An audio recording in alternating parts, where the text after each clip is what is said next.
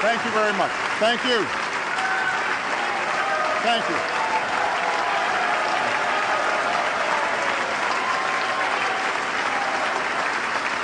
Thank you. All right. Please.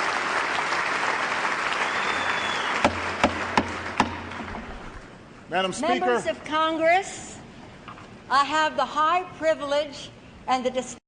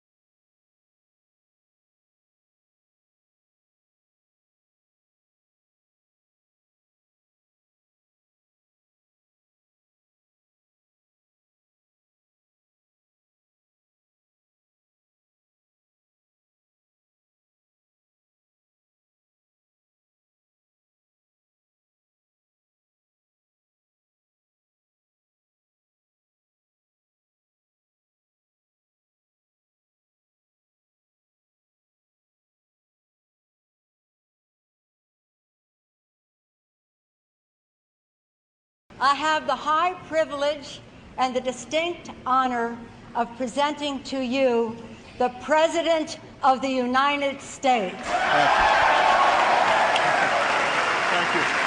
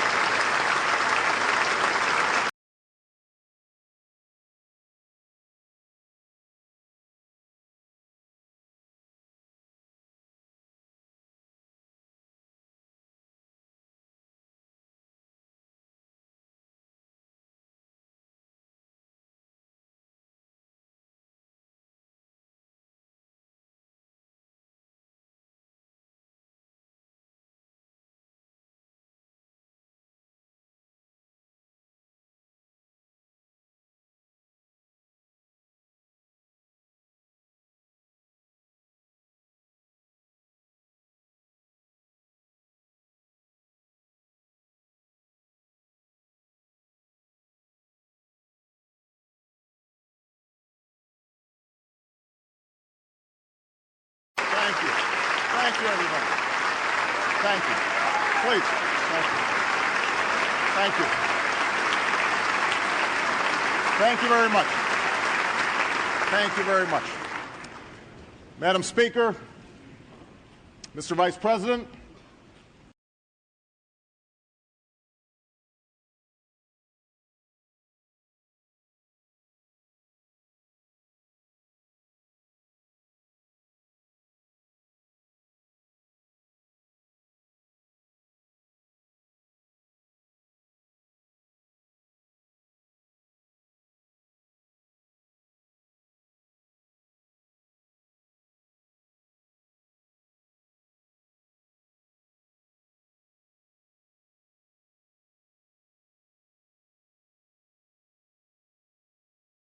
Mr. Vice President, members of Congress, the First Lady of the United States, she's around here somewhere.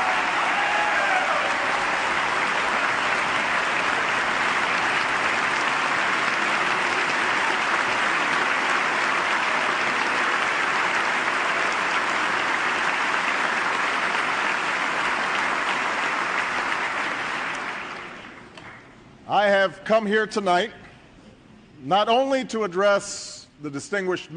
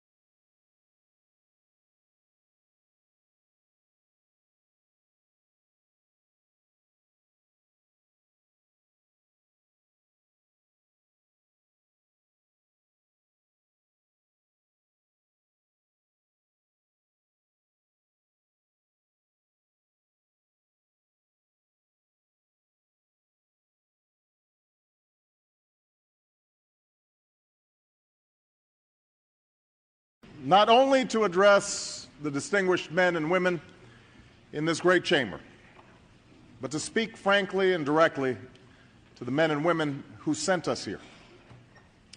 I know that for many Americans watching right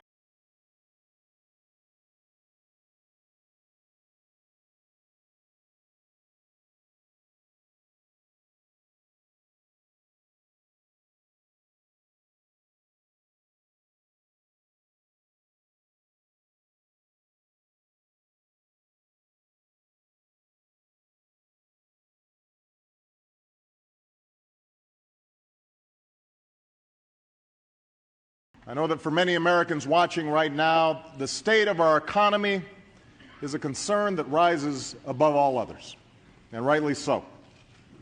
If you haven't been personally affected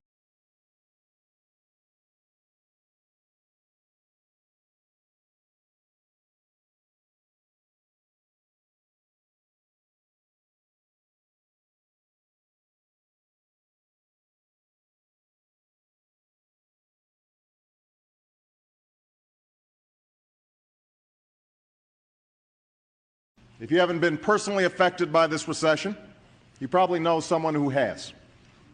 A friend, a neighbor, a member of your family. You don't need to hear another list of statistics.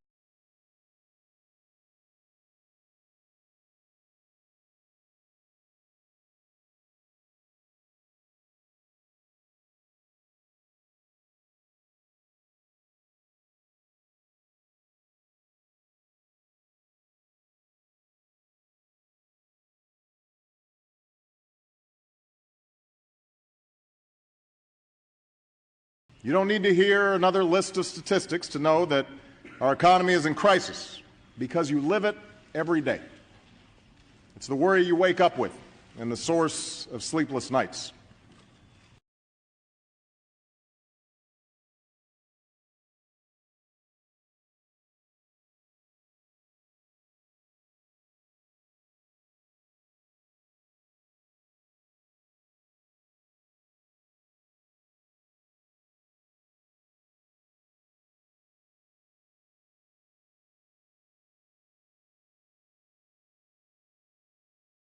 Of sleepless nights. It's the job you thought you'd retire from but now have lost, the business you built your dreams upon that's now hanging by a thread.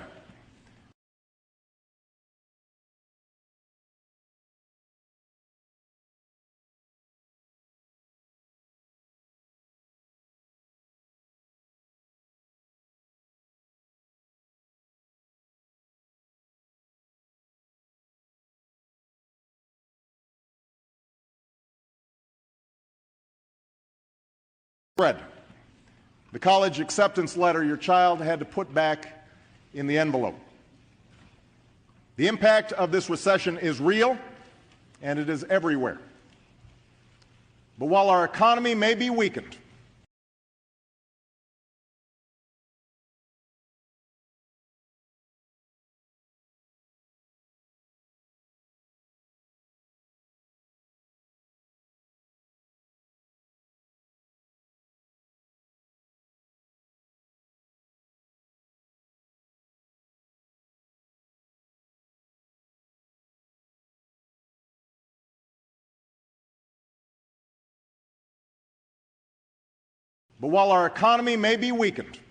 and our confidence shaken, though we are living through difficult and uncertain times, tonight I want every American to know this: we will rebuild.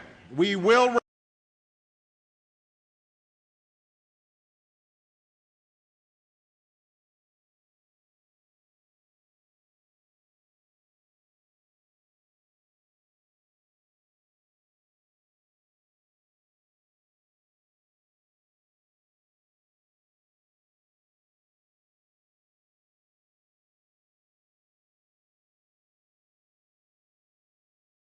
this.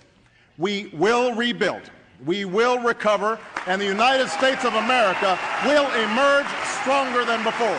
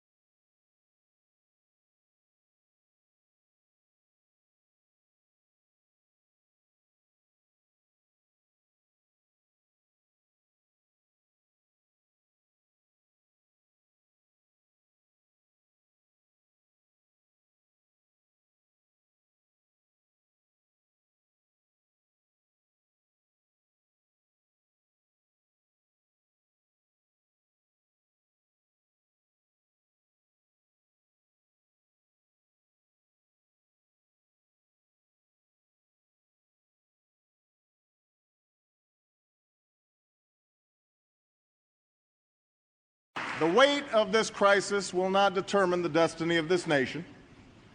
The answers to our problems don't lie beyond our reach. They exist in our laboratories and our universities.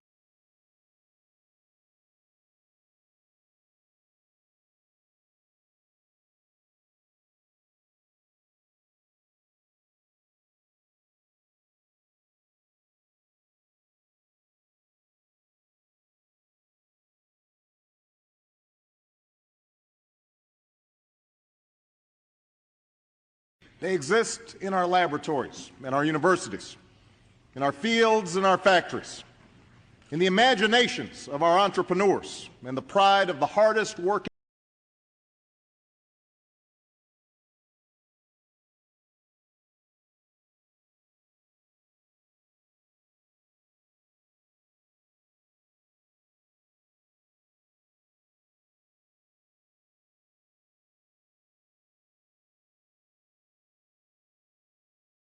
And the pride of the hardest working people on earth.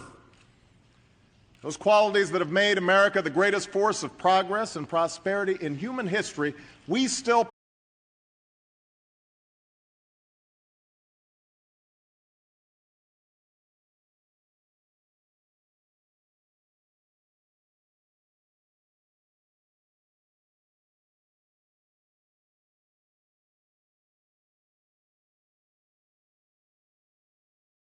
prosperity in human history, we still possess in ample measure. What is required now is for this country to pull together, confront boldly the challenges we face, and take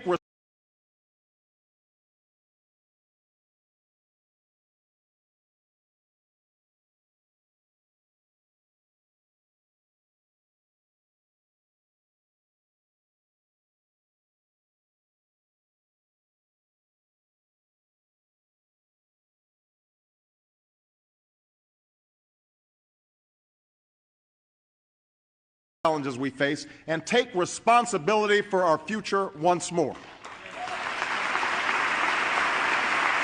Now,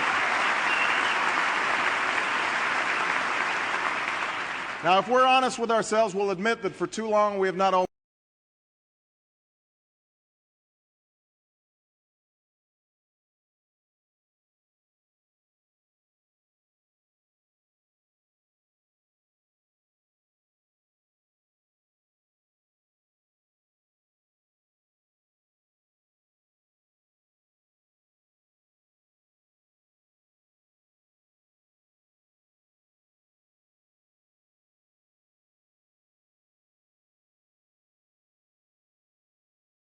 admit that for too long we have not always met these responsibilities as a government or as a people. I say this not to lay blame or to look backwards, but because it is only by understanding how we arrived at this moment that we'll be able to lift ourselves out of this predicament. The fact is, our economy did not fall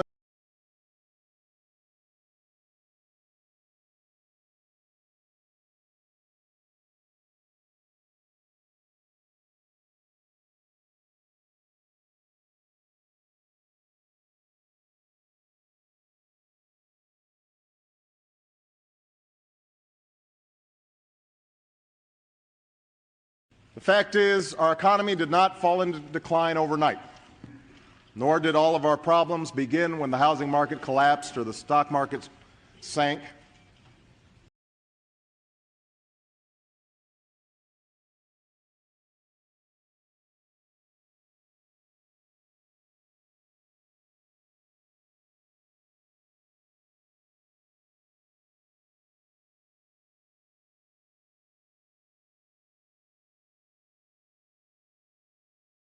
Markets sank. We have known for decades that our survival depends on finding new sources of energy. Yet we import more oil today than ever before.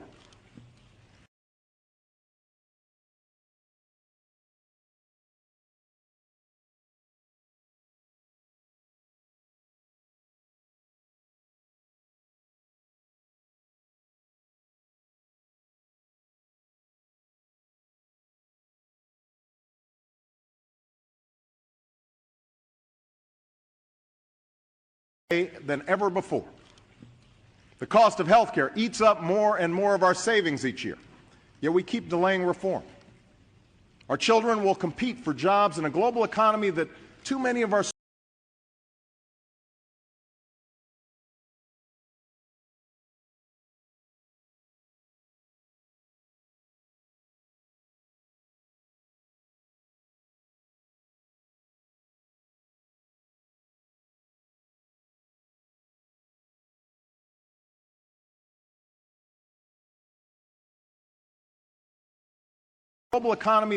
too many of our schools do not prepare them for. And though all of these challenges went unsolved, we still managed to spend more money and pile up more debt, both as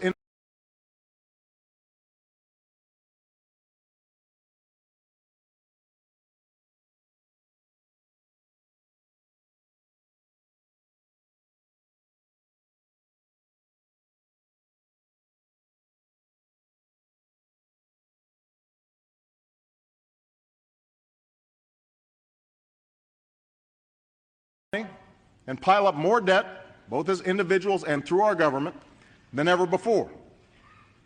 In other words, we have lived through an era where too often short-term gains were prized over long-term prosperity, where we failed to look beyond the next payment, the next quarter, or the next election.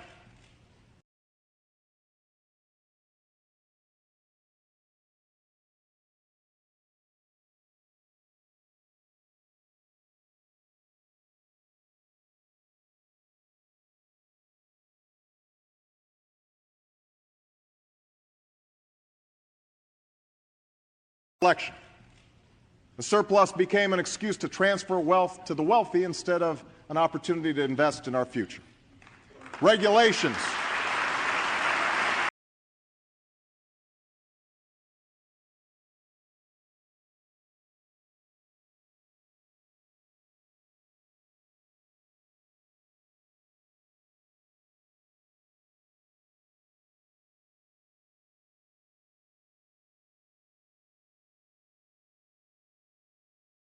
Regulations.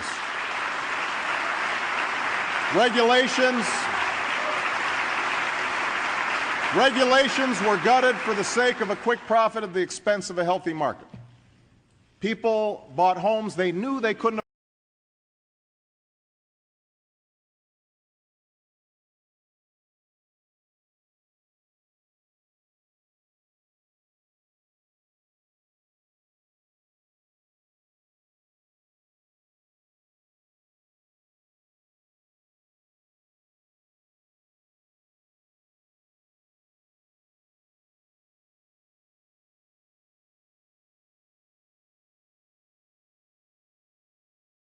People bought homes they knew they couldn't afford from banks and lenders who pushed those bad loans anyway.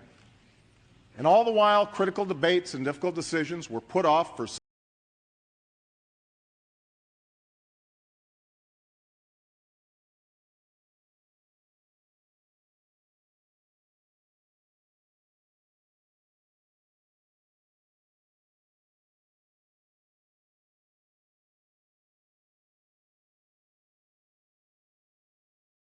decisions were put off for some other time on some other day.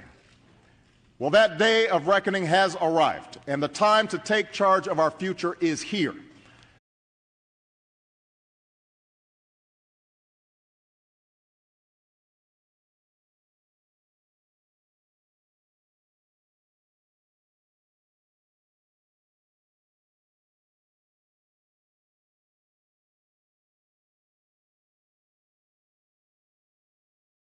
Future is here. Now is the time to act boldly and wisely, to not only revive this economy, but to build a new foundation for lasting prosperity.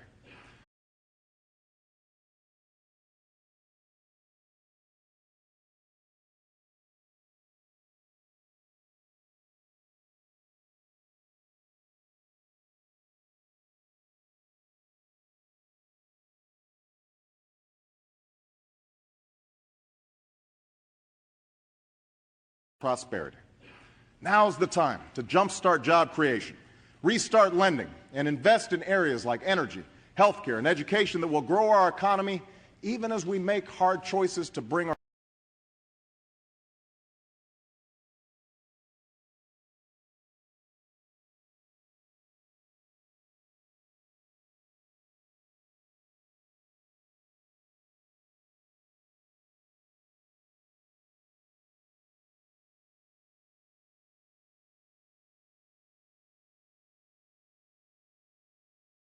even as we make hard choices to bring our deficit down.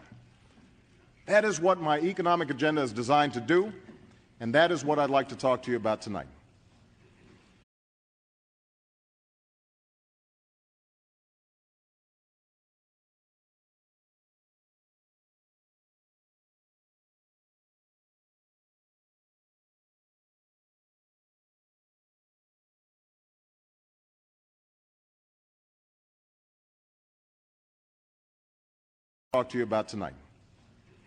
It's an agenda that begins with jobs. As soon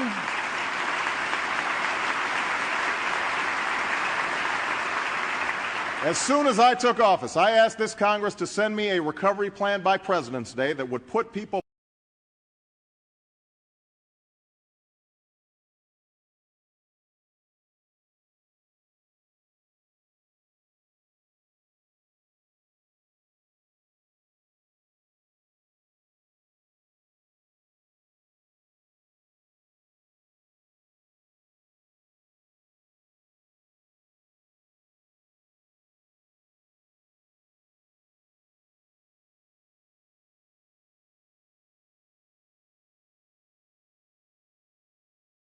President's Day that would put people back to work and put money in their pockets.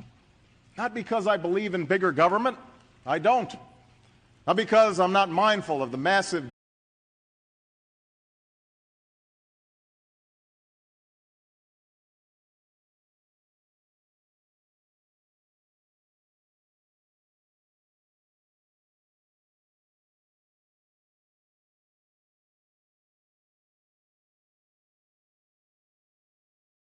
Not because I'm not mindful of the massive debt we've inherited. I am. I called for action because the failure to do so would have cost more jobs and caused more hardship.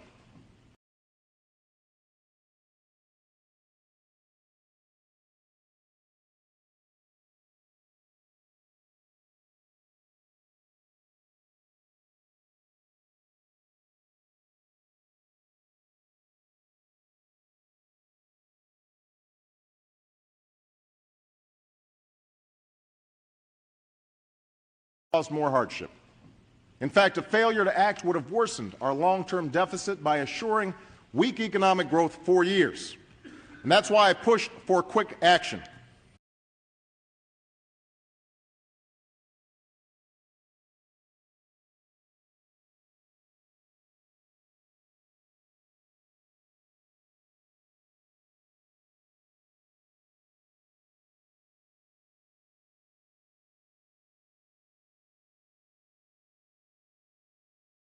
And that's why I pushed for quick action. And tonight I am grateful that this Congress delivered and pleased to say that the American Recovery and Reinvestment Act is now law.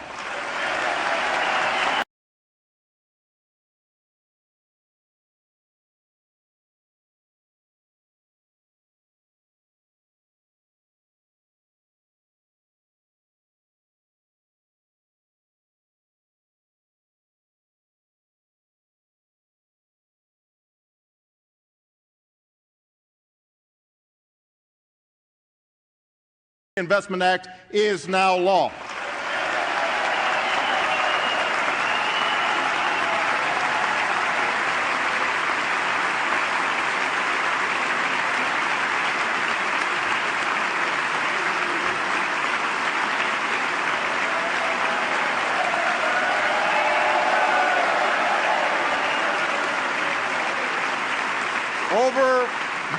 Over the next 2 years, this plan will save or create 3.5 million jobs. More than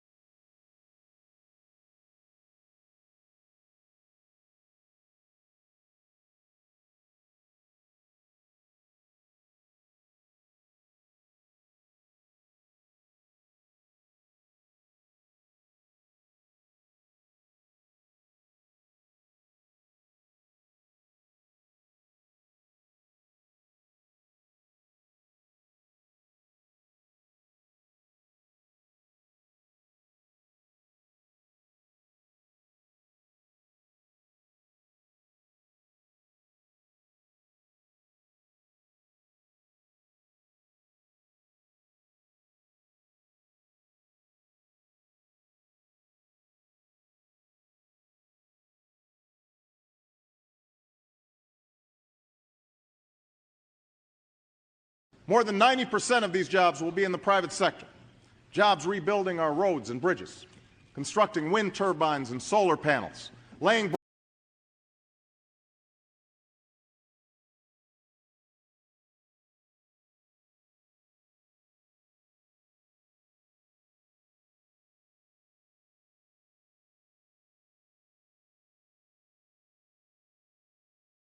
turbines and solar panels, laying broadband and expanding mass transit. Because of this plan, there are teachers who can now keep their jobs and educate our kids. Healthcare professionals can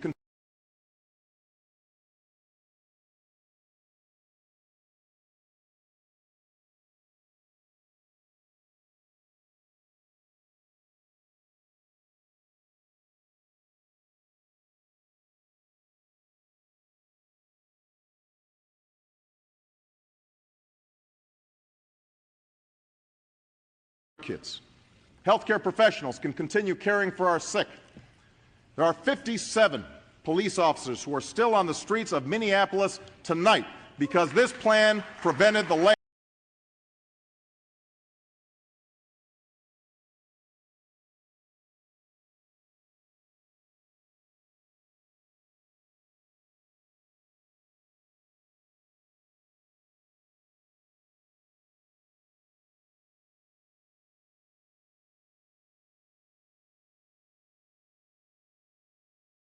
tonight because this plan prevented the layoffs their department was about to make.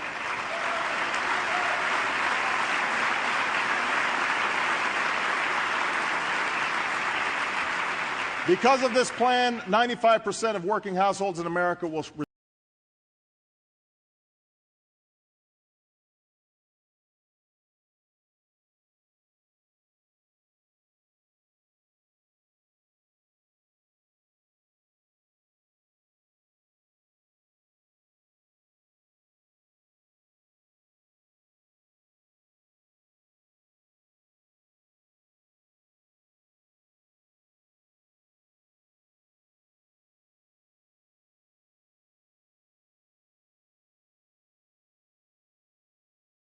working households in America will receive a tax cut that you will see in your paychecks beginning on April 1st.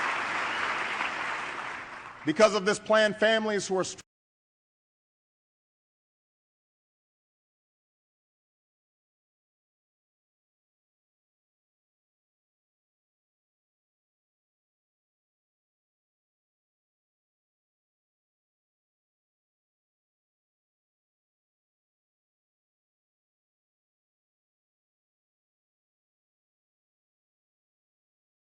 Because of this plan, families who are struggling to pay tuition costs will receive a $2,500 tax credit for all 4 years of college. And Americans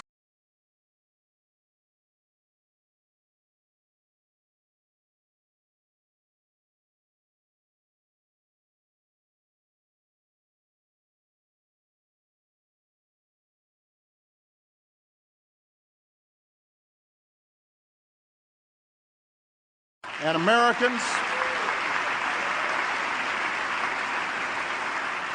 Americans who have lost their jobs in this recession will be able to receive extended unemployment benefits and continued health care coverage to help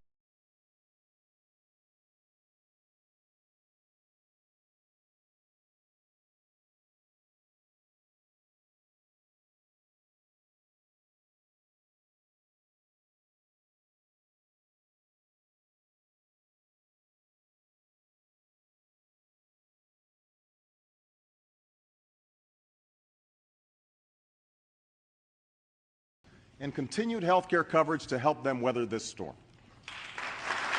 Now, I know there are some in this chamber and watching at home who are skeptical of whether this plan will work. And I understand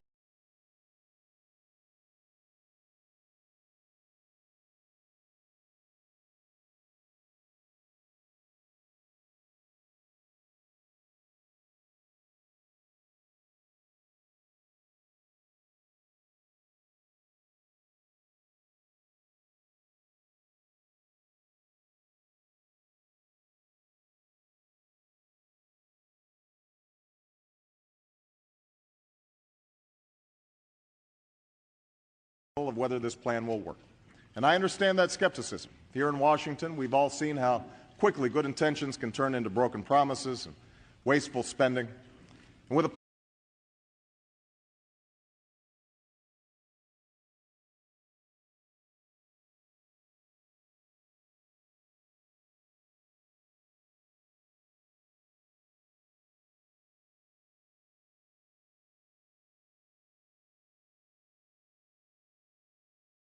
promises and wasteful spending. And with a plan of this scale comes enormous responsibility to get it right. And that's why I've asked Vice President Biden to lead a tough, unprecedented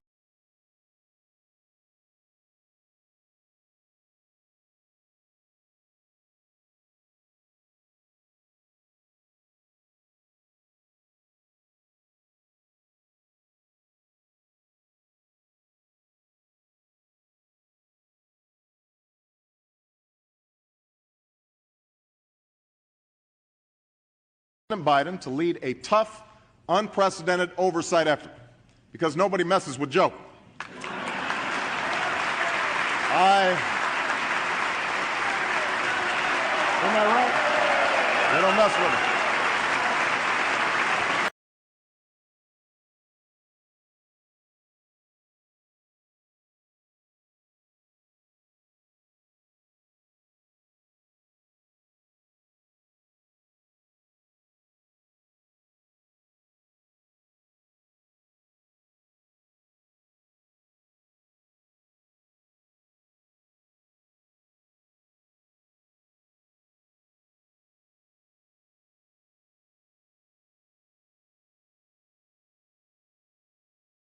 I have told each of my cabinet, as well as mayors and governors across the country, that they will be held accountable by me and the American people for every dollar they spend.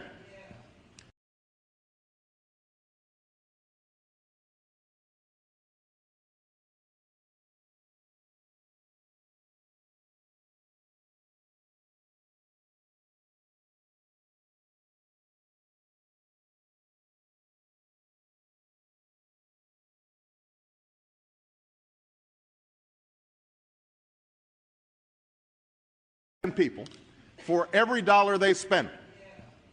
I've appointed a proven and aggressive Inspector General to ferret out any and all cases of waste and fraud.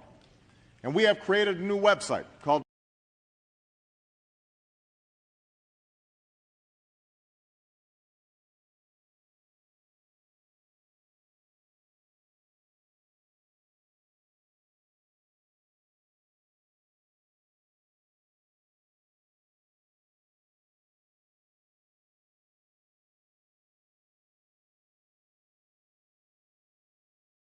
created a new website called recovery.gov so that every American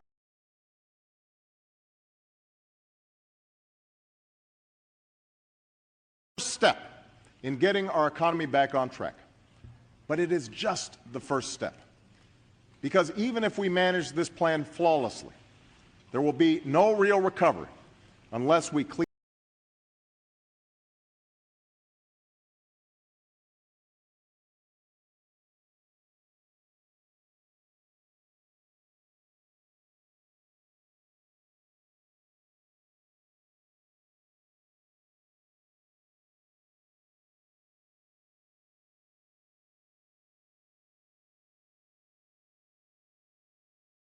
There will be no real recovery unless we clean up the credit crisis that has severely weakened our financial system. I want to speak plainly and candidly about this issue tonight because every American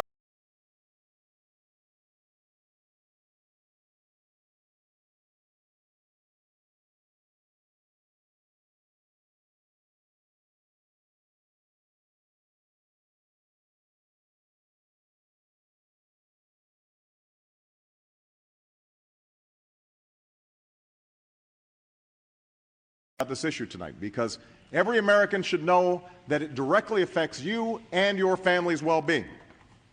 You should also know that the money you've deposited in banks across the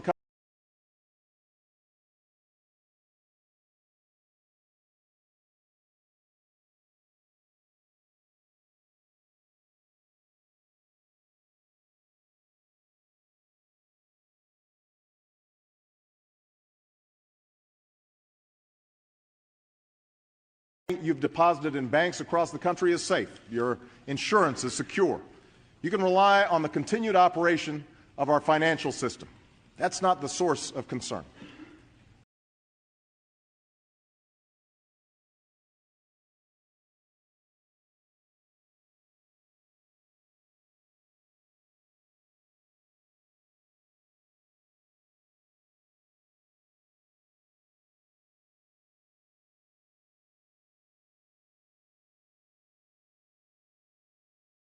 Of concern. The concern is that if we do not restart lending in this country, our recovery will be choked off before it even begins. You see,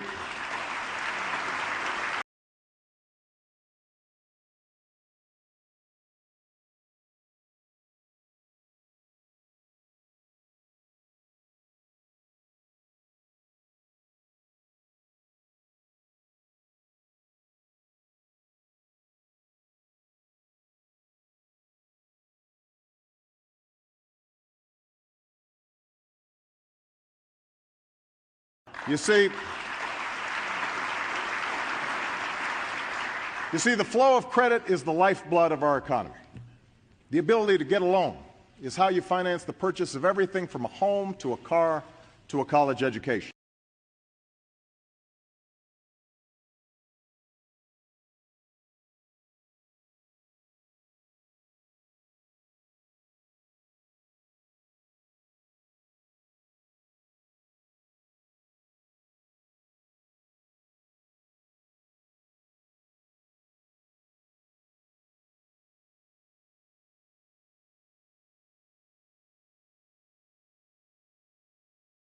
Home to a car to a college education. How stores stock their shelves. Farms buy equipment and businesses make payroll. But credit has stopped flowing the way it should.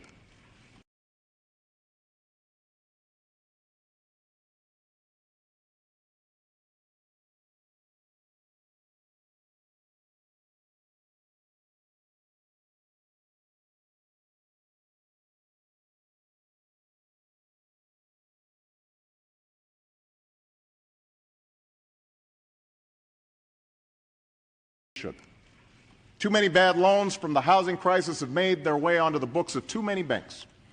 And with so much debt and so little confidence, these banks are now fearful of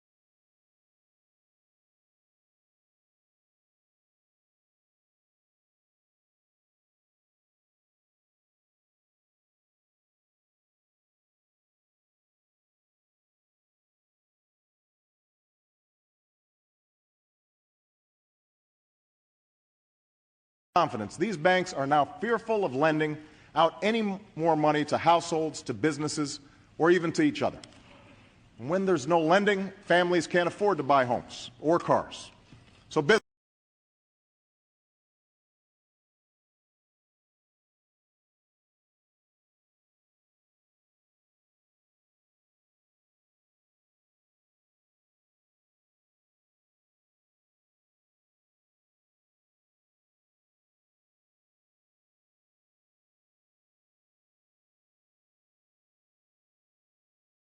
afford to buy homes or cars.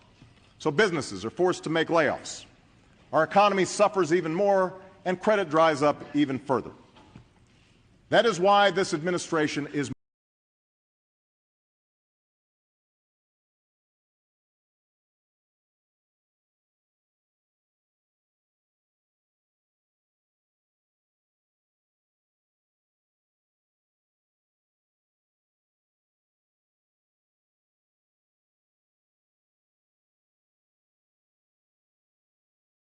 That is why this administration is moving swiftly and aggressively to break this destructive cycle, to restore confidence and restart lending. And we will do so in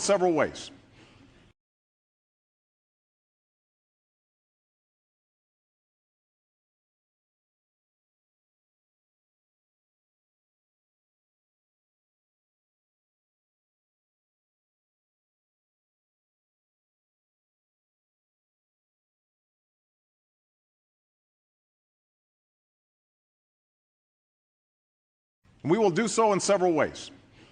First, we are creating a new lending fund that represents the largest effort ever to help provide auto loans, college loans, and small business loans to the consumer.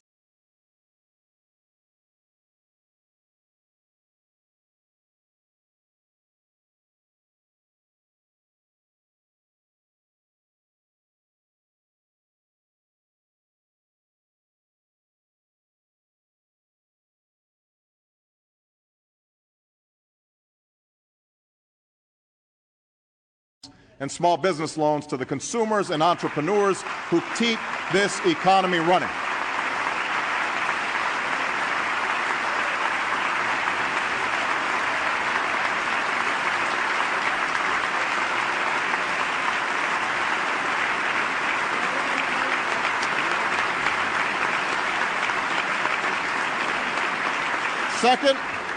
Second, we have launched a housing plan that will help responsible families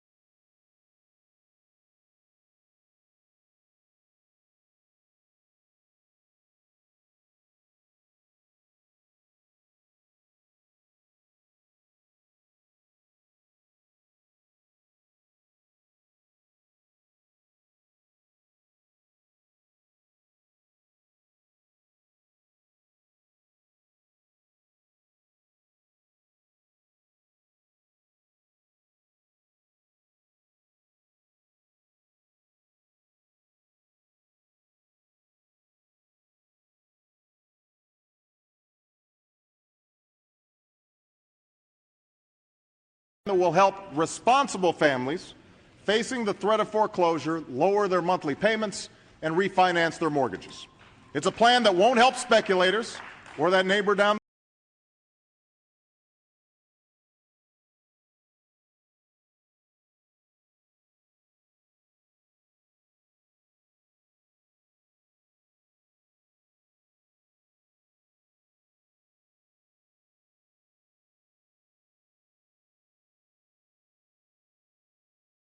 help speculators or that neighbor down the street who bought a house he could never hope to afford. But it will help millions of Americans who are struggling with declining home values, Americans who will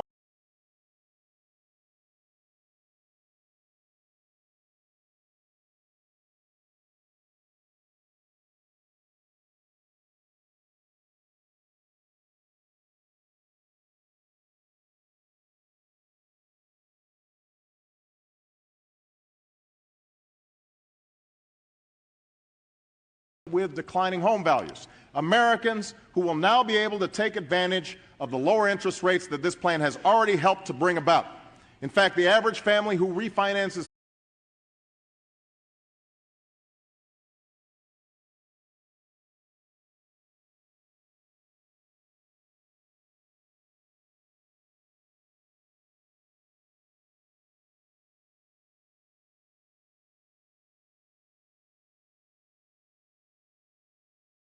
the average family who refinances today can save nearly $2,000 per year on their mortgage.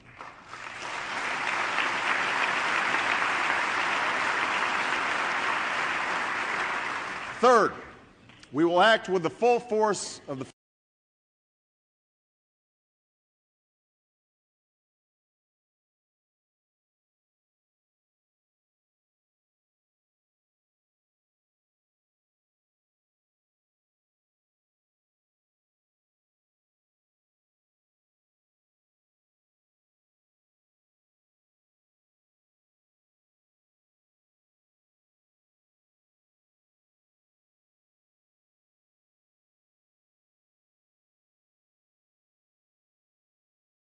Third, we will act with the full force of the federal government to ensure that the major banks that Americans depend on have enough confidence and enough money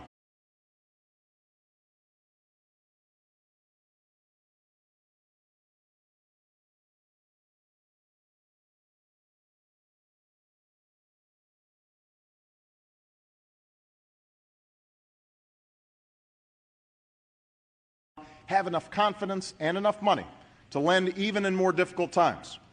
And when we learn that a major bank has serious problems, we will hold accountable those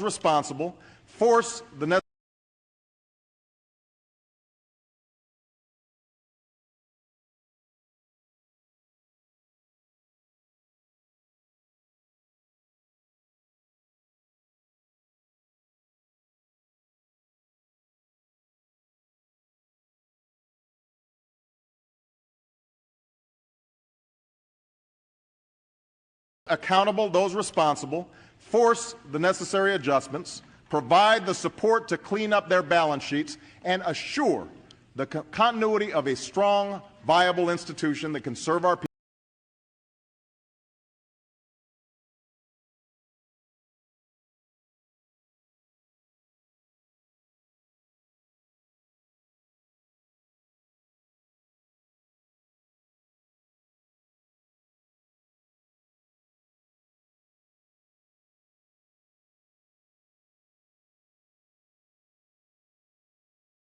Viable institution that can serve our people and our economy. Now, I understand that on any given day, Wall Street may be more comforted by an approach that gives bank bailouts with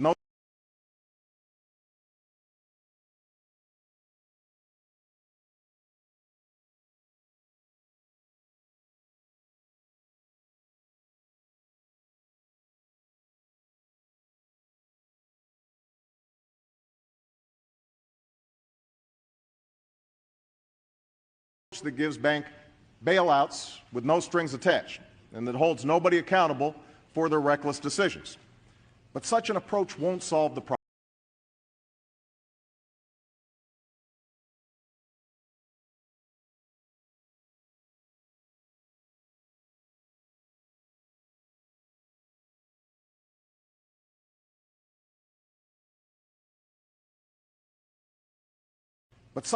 won't solve the problem.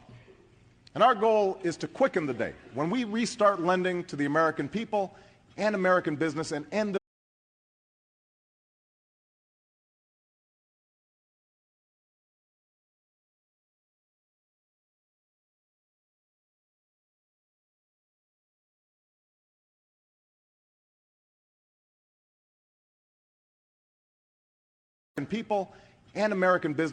this crisis once and for all.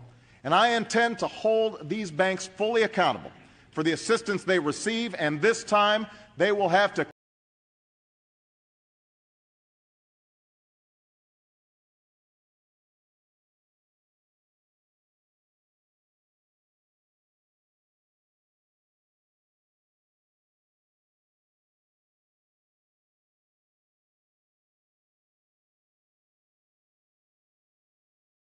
receive, and this time they will have to clearly demonstrate how taxpayer dollars result in more lending for the American taxpayer.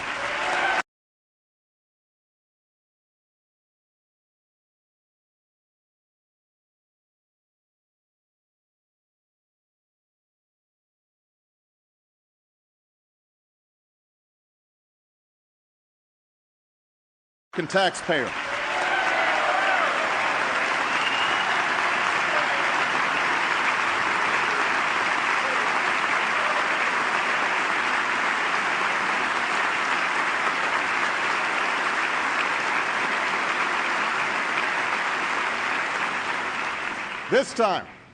This time, CEOs won't be able to use taxpayer money to pad their paychecks or buy fancy drapes or disappear on a private jet. Those days are over.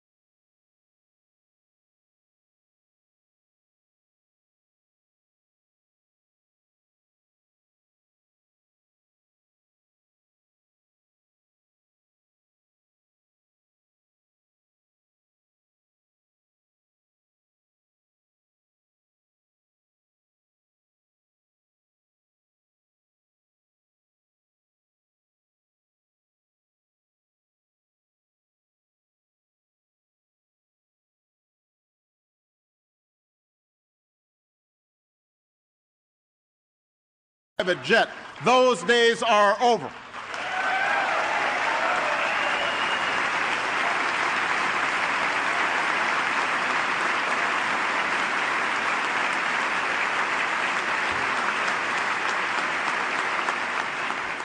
Still, this plan will require significant resources from the federal government. And yes, probably more than we've already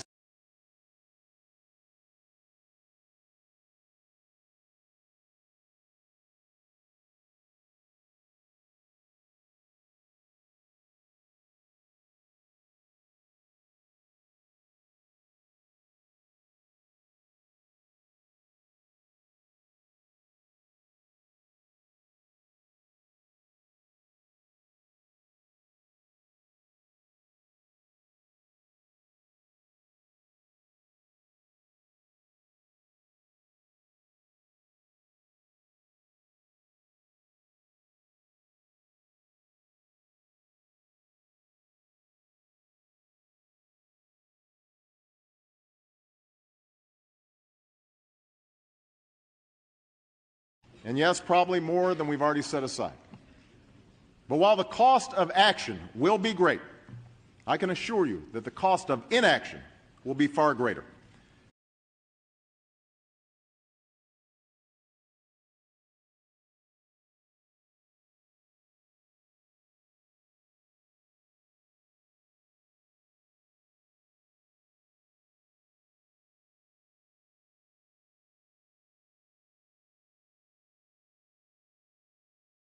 Inaction will be far greater, for it could result in an economy that sputters along for not months or years, but perhaps a decade. That would be worse for our deficit.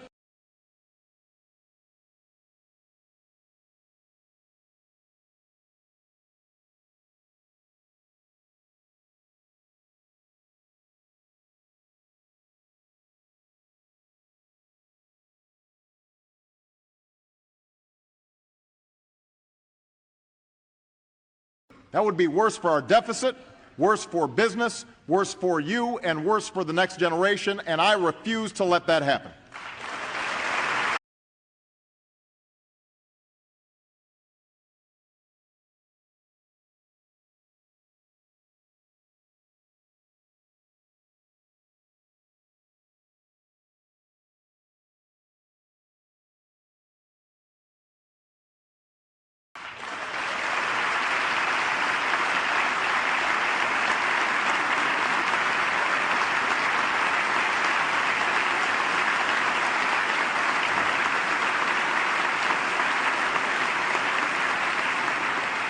understand that when the last administration asked this Congress to provide assistance for struggling banks, Democrats and Republicans alike were infuriated by the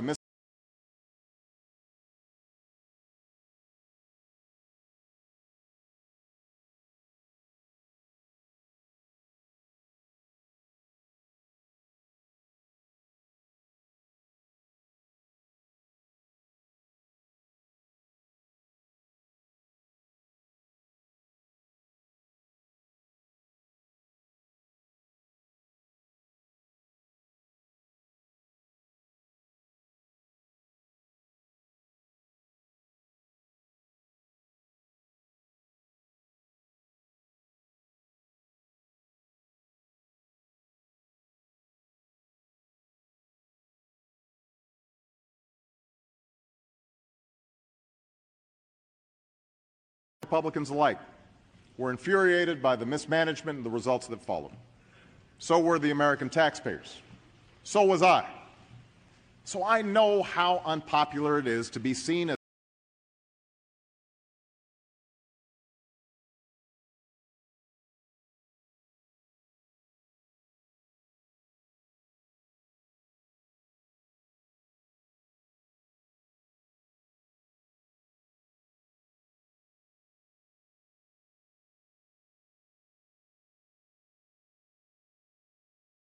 So I know how unpopular it is to be seen as helping banks right now, especially when everyone is suffering in part from their bad decisions. I promise you, I get it.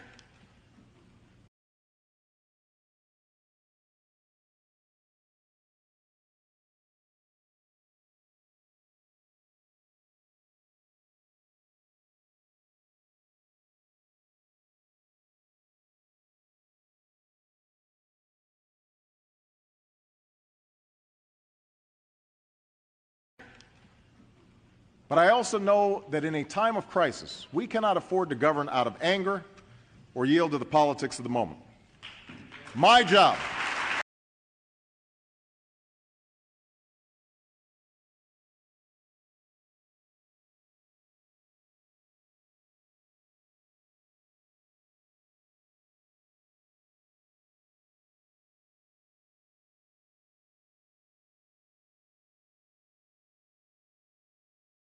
My job, our job, is to solve the problem. Our job is to govern with a sense of responsibility. I will not spend a single penny for the purpose of rewarding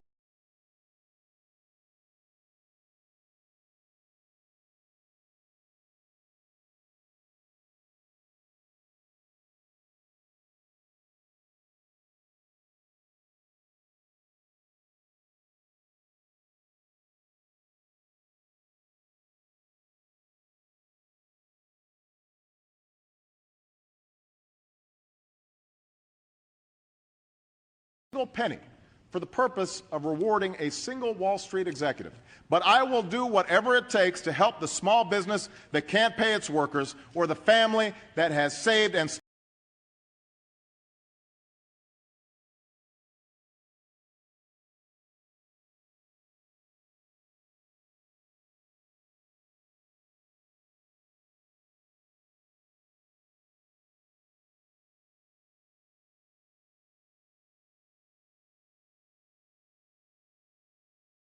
or the family that has saved and still can't get a mortgage. That's what this is about. It's not about helping banks, it's about helping people.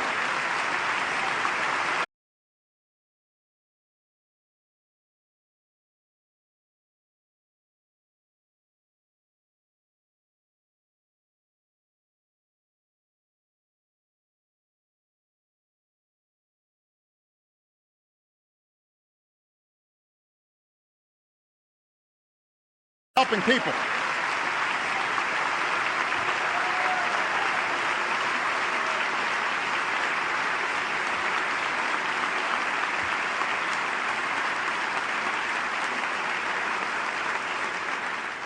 It's not about helping banks.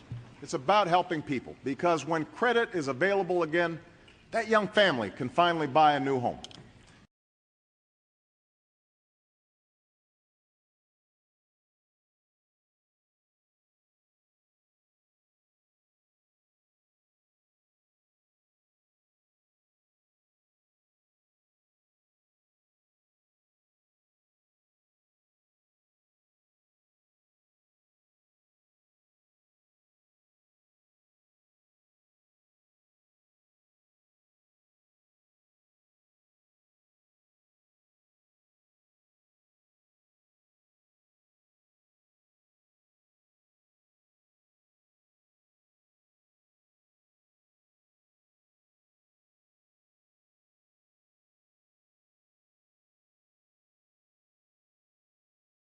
finally buy a new home. And then some company will hire workers to build it. And then those workers will have money to spend. If they can get a loan too, maybe they'll find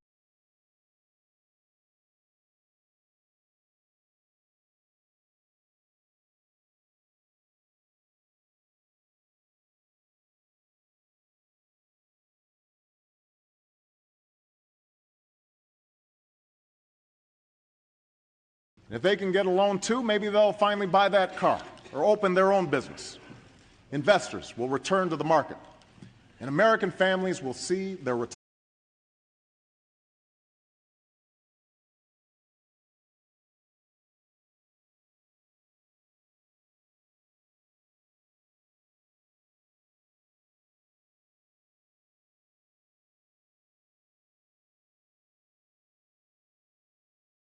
And American families will see their retirement secured once more. Slowly but surely, confidence will return, and our economy will recover.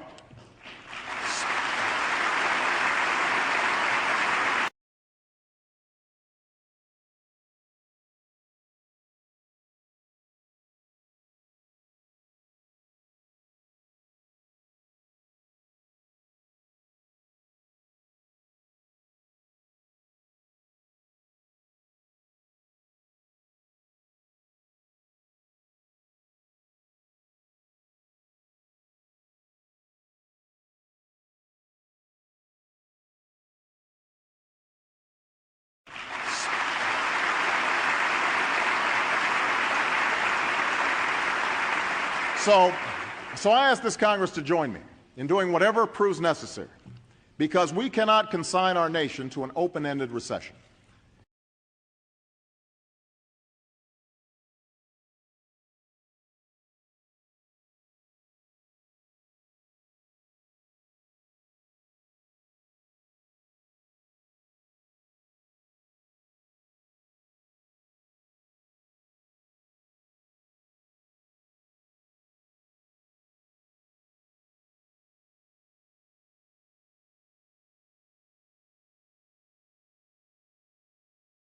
Open-ended recession.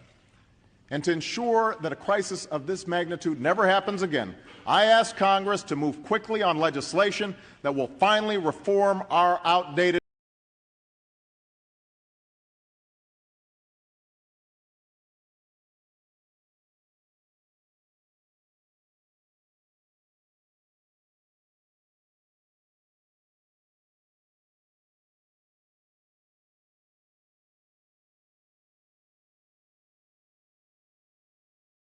that will finally reform our outdated regulatory system. It is time. It is time.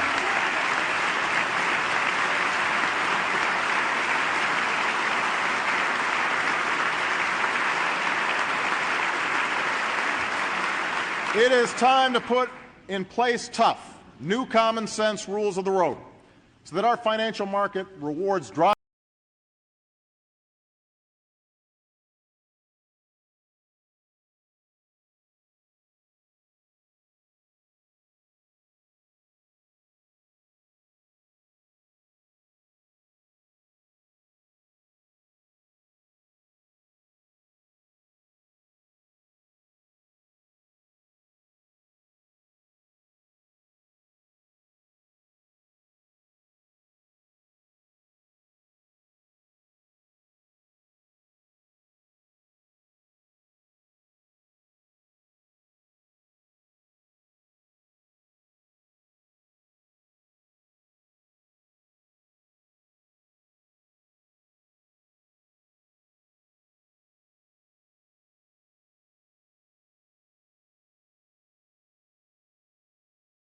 so that our financial market rewards drive and innovation and punishes shortcuts and abuse. The Recovery Plan and the Financial Stability Plan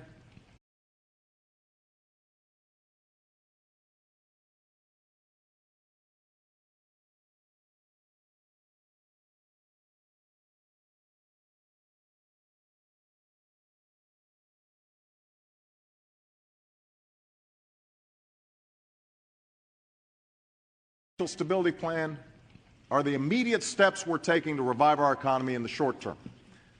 But the only way to fully restore America's economic strength is to make the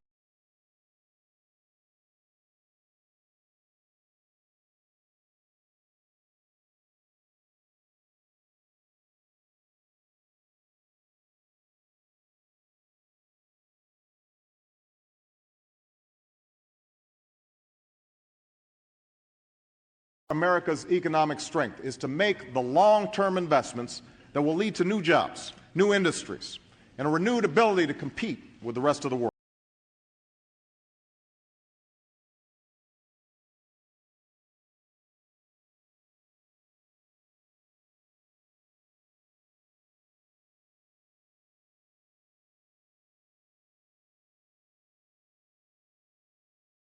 Ability to compete with the rest of the world. The only way this century will be another American century is if we confront at last the price of our dependence on oil and the high cost of health.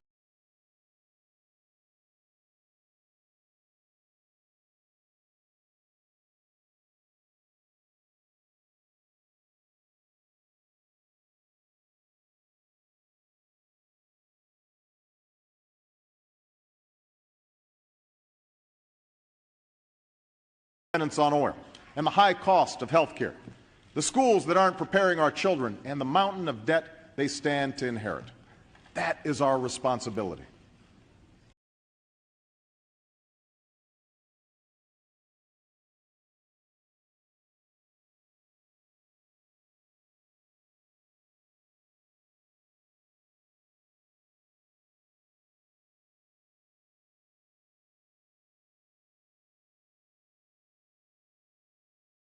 Our responsibility. In the next few days, I will submit a budget to Congress. So often we've come to view these documents as simply numbers on a page or a laundry list of programs.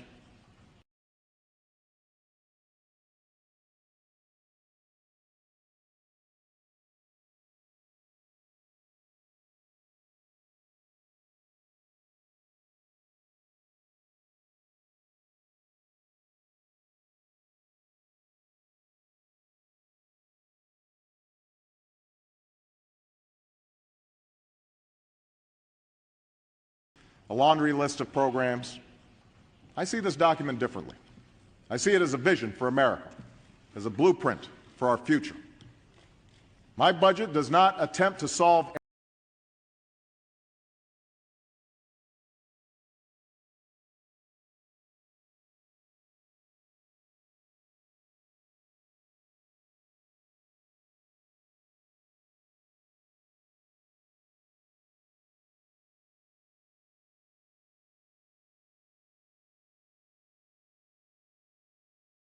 My budget does not attempt to solve every problem or address every issue. It reflects the stark reality of what we've inherited: a $1 trillion deficit, a financial crisis, and a costly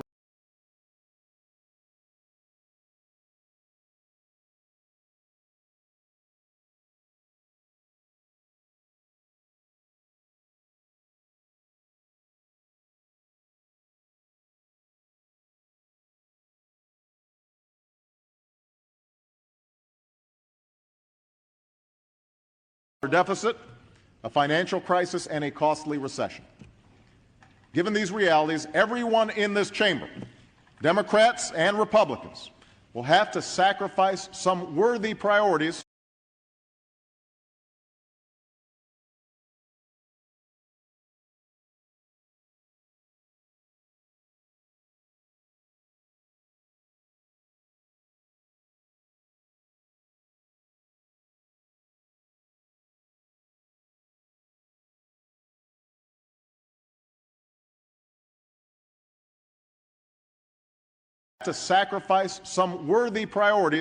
for which there are no dollars, and that includes me. But that does not mean we can afford to ignore our long-term challenges.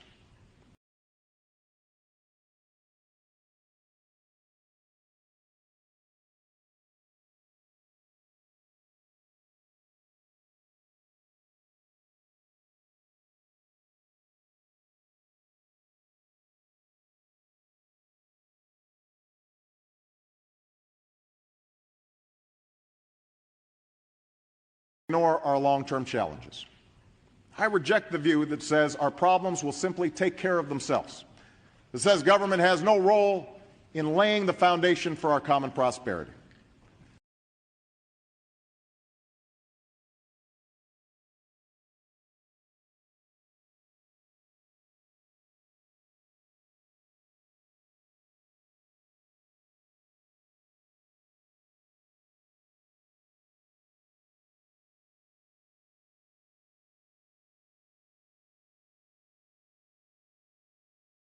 Foundation for our common prosperity. For history tells a different story. History reminds us that at every moment of economic upheaval and transformation, this nation has responded with bold action.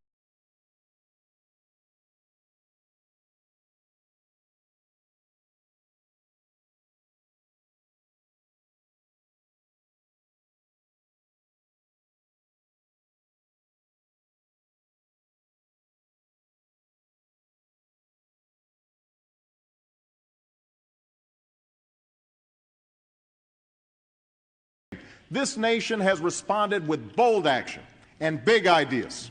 In the midst of civil war, we laid railroad tracks from one coast to another that spurred commerce and industry. From the turmoil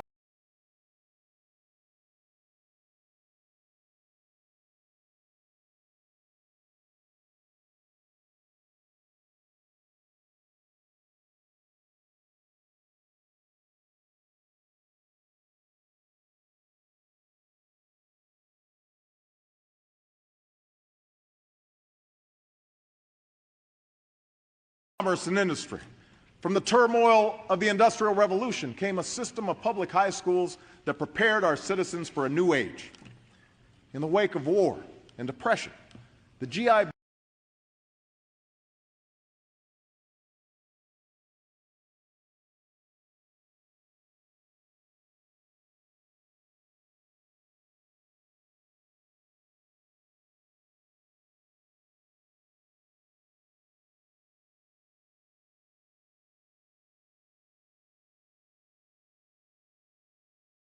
In the wake of war and depression, the GI Bill sent a generation to college and created the largest middle class in history.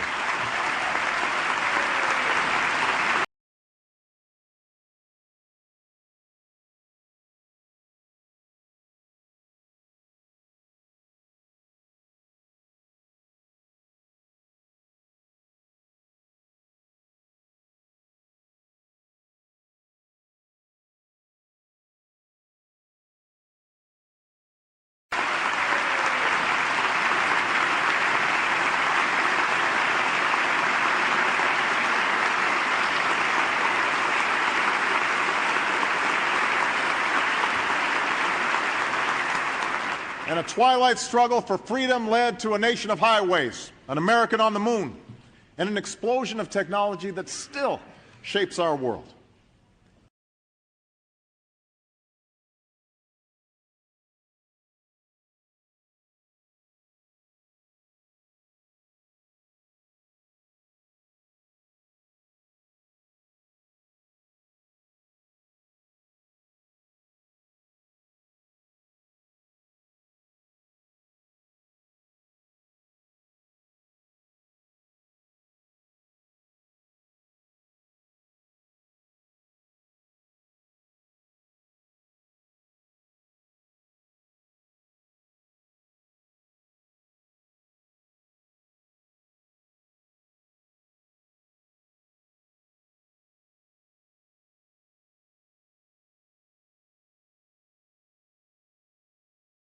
That still shapes our world. In each case, government didn't supplant private enterprise. It catalyzed private enterprise. It created the conditions for thousands of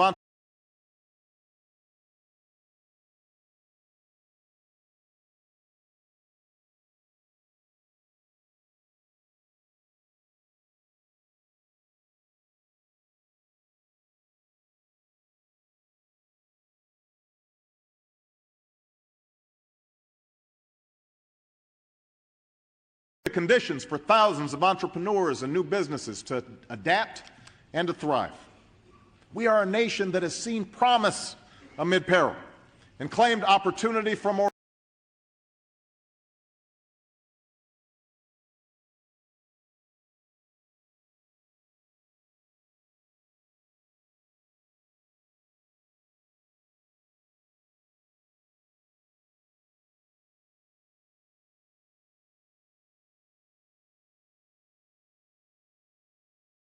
amid peril and claimed opportunity for more deal. Now we must be that nation again. And that is why, even as it cuts back on programs we don't need, the budget I submit will invest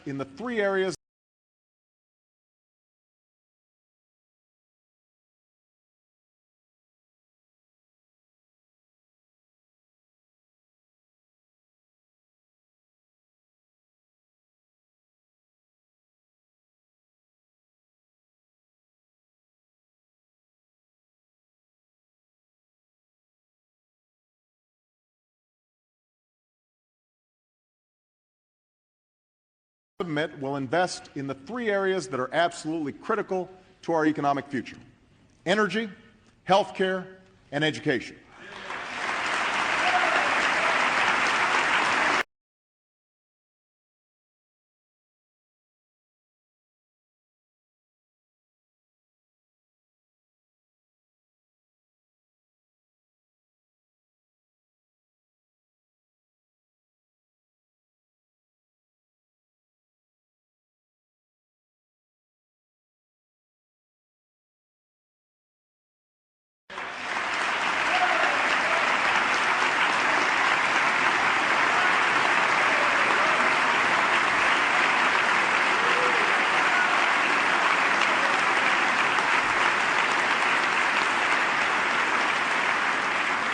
It begins with energy. We know the country that harnesses the power of clean, renewable energy will lead the 21st century. And yet it is China that has launched the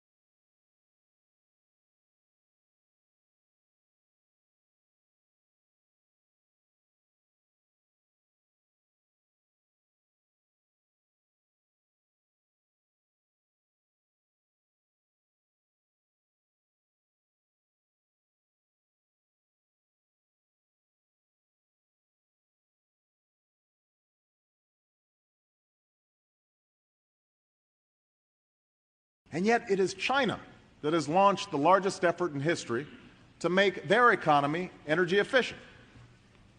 We invented solar technology, but we've fallen behind countries like Germany and Japan.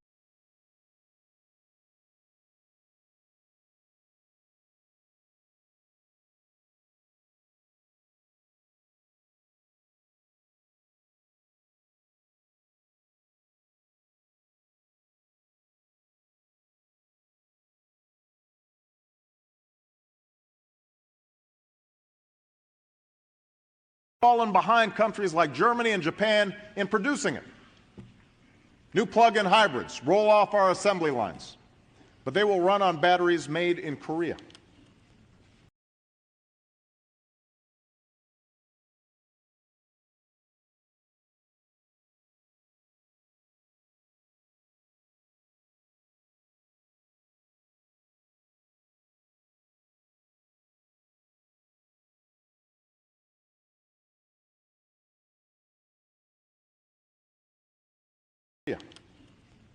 Well, I do not accept a future where the jobs and industries of tomorrow take root beyond our borders, and I know you don't either. It is time for America to lead.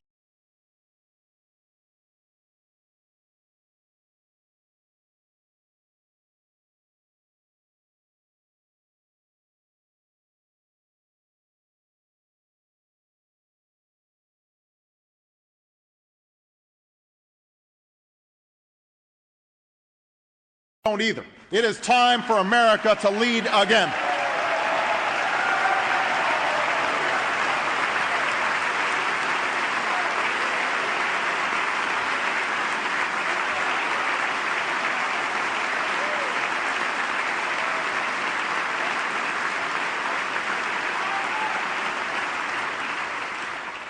Thanks to our recovery plan, we will double this nation's supply of renewable energy in the next 3 years.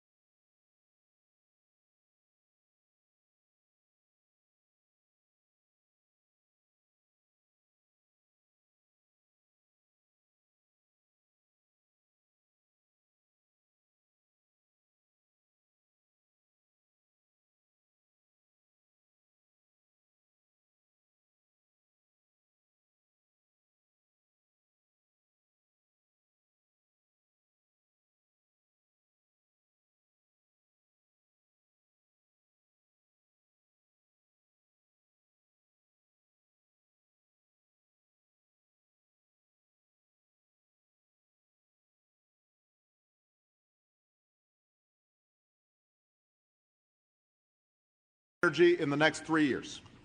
We've also made the largest investment in basic research funding in American history, an investment that will spur not only new discoveries in energy, but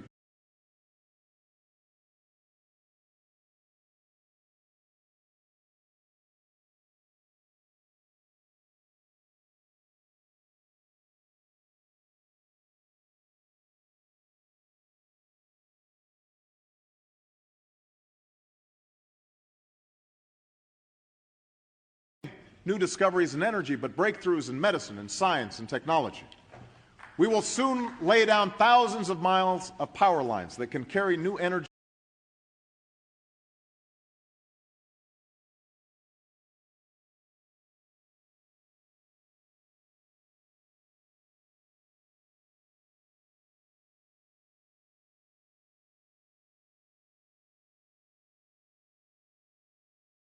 Of power lines that can carry new energy to cities and towns across this country. And we will put Americans to work, making our homes and buildings more efficient.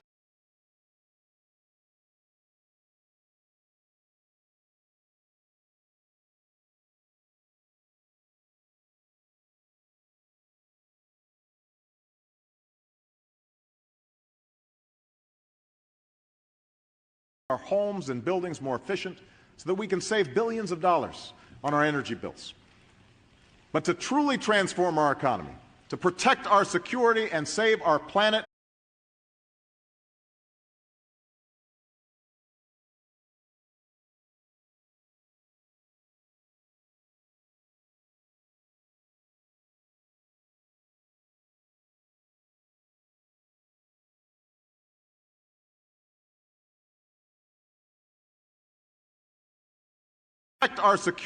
save our planet from the ravages of climate change. We need to ultimately make clean, renewable energy the profitable kind of energy. So I ask this Congress to send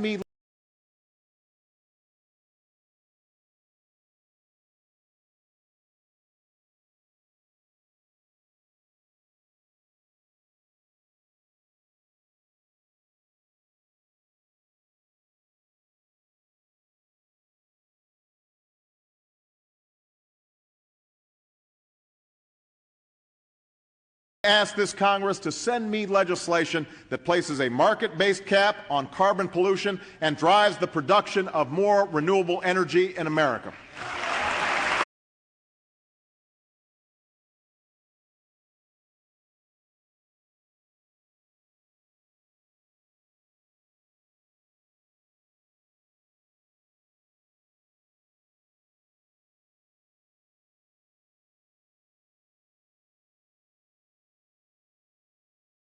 That's what we need.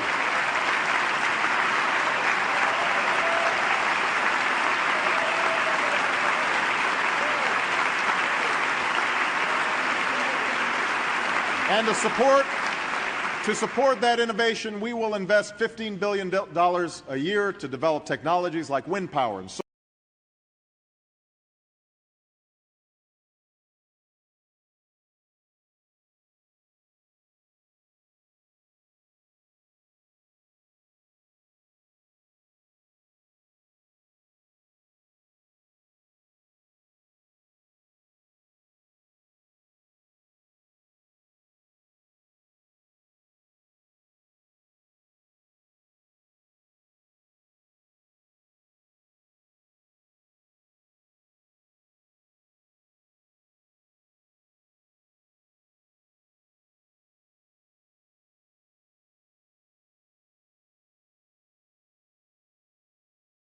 technologies like wind power and solar power, advanced biofuels, clean coal, and more efficient cars and trucks built right here in America.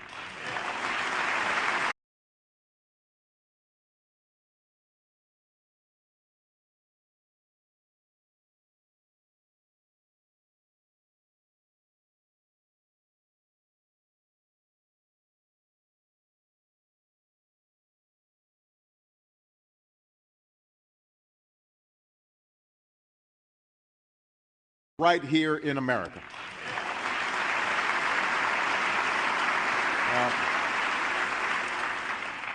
Speaking of our auto industry, everyone recognizes that years of bad decision-making and a global recession have pushed our automakers to the brink.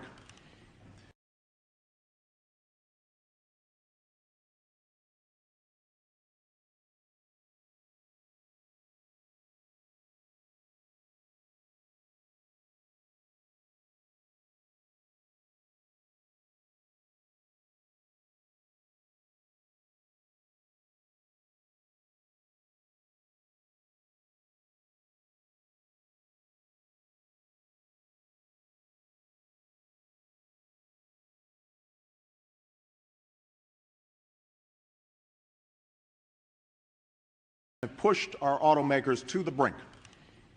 We should not and will not protect them from their own bad practices. But we are committed to the goal of a retooled, reimagined auto industry that can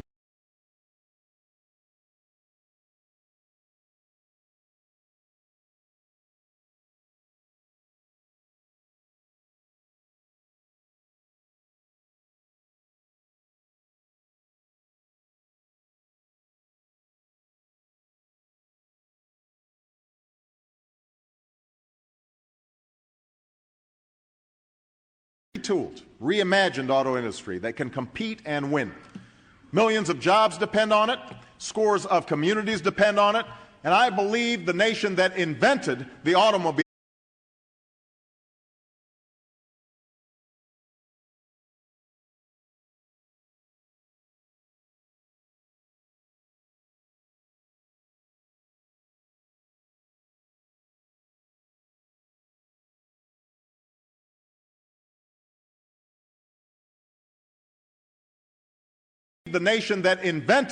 automobile cannot walk away from it.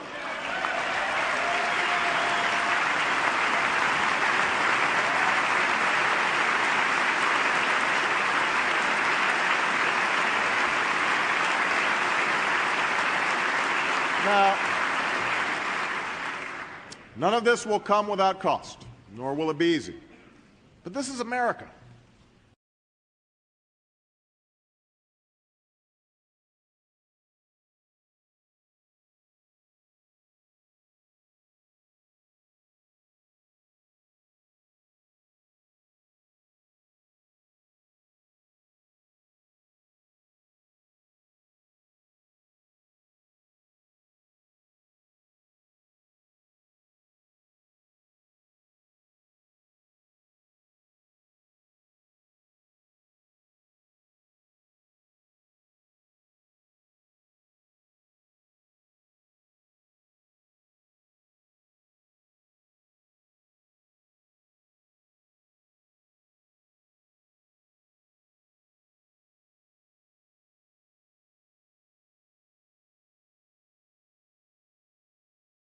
But this is America. We don't do what's easy. We do what's necessary to move this country forward. And for that same reason, we must also address the crushing cost of health care.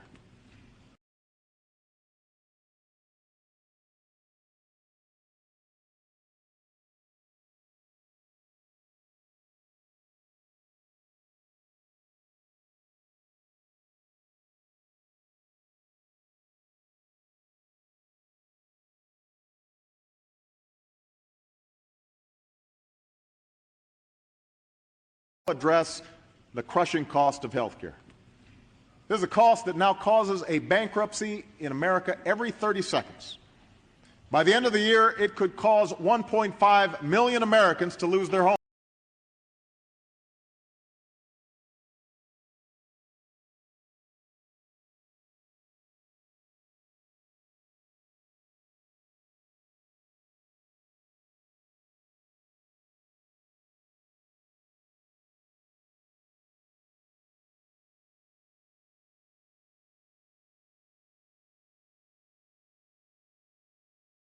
1 Americans have lost their health insurance.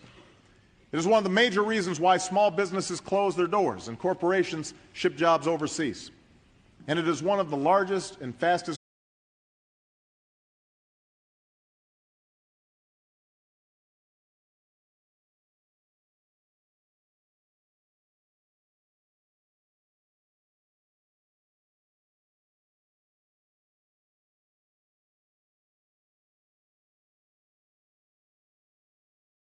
and it is one of the largest and fastest growing parts of our budget. Given these facts, we can no longer afford to put health care reform on hold. We can't afford to do it.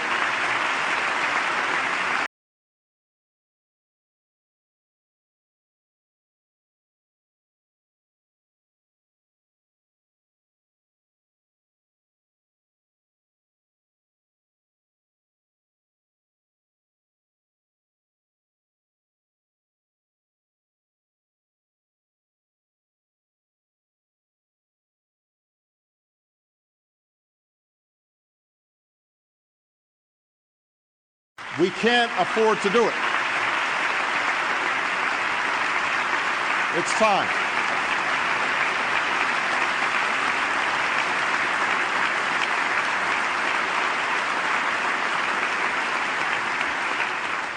Already, we've done more to advance the cause of health care reform in the last 30 days than we've done in the last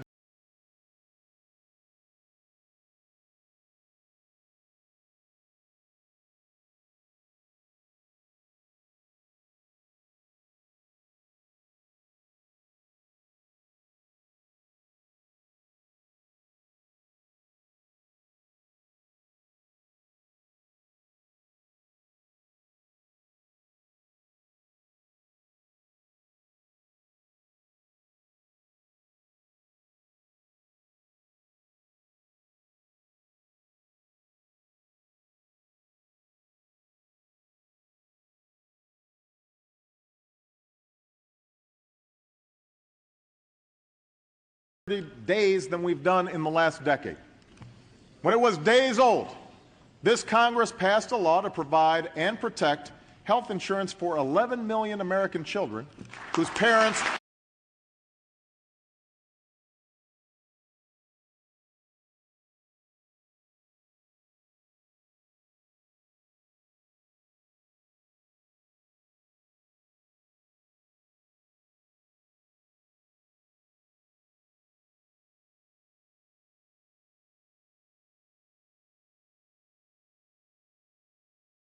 million American children whose parents work full-time.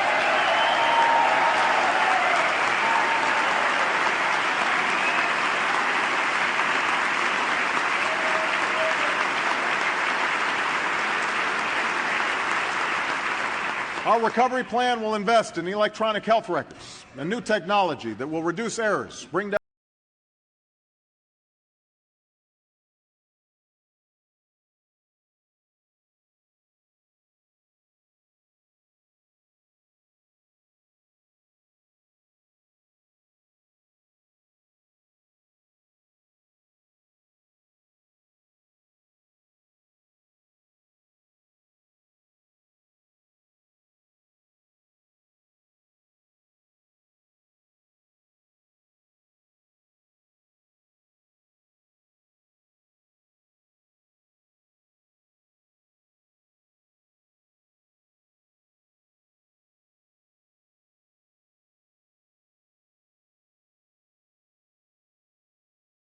technology that will reduce errors, bring down costs, ensure privacy, and save lives. It will launch a new effort to conquer a disease that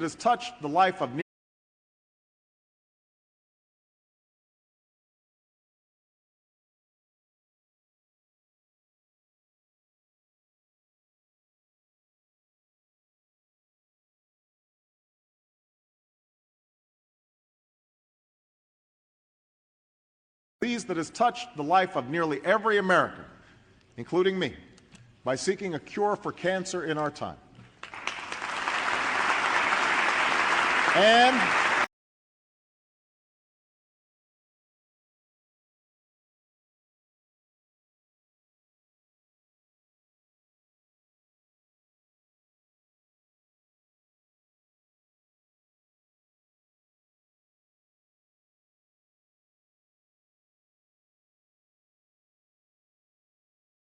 And it makes the largest investment ever in preventive care, because that's one of the best ways to keep our people healthy and our costs under control.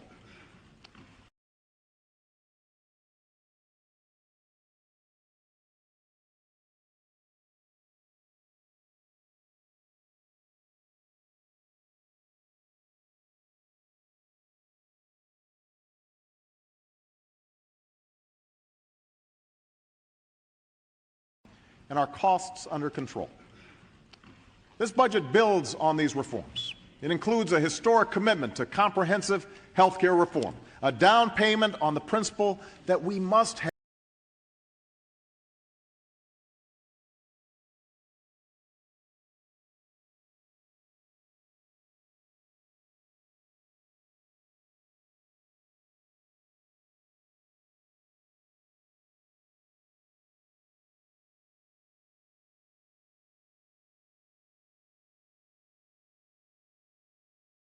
payment on the principle that we must have quality, affordable health care for every American. It's a commitment. It's a commitment that's paid for in part by efficiencies in our system that are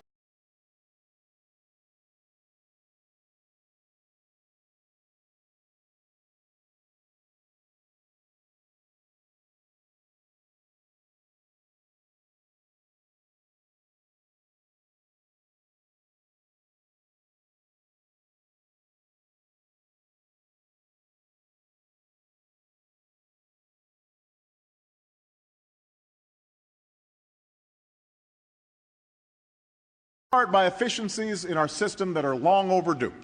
And it's a step we must take if we hope to bring down our deficit in the years to come. Now, there will be many different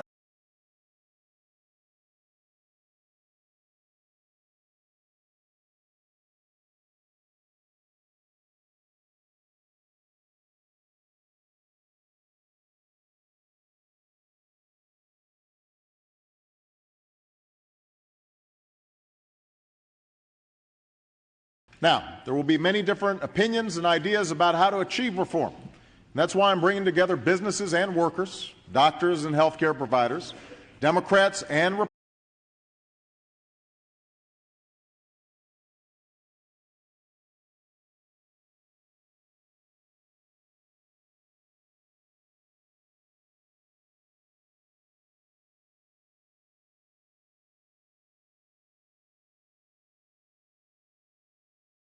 Healthcare providers, Democrats and Republicans, to begin work on this issue next week. I suffer no illusions that this will be an easy process. Once again, it will be hard.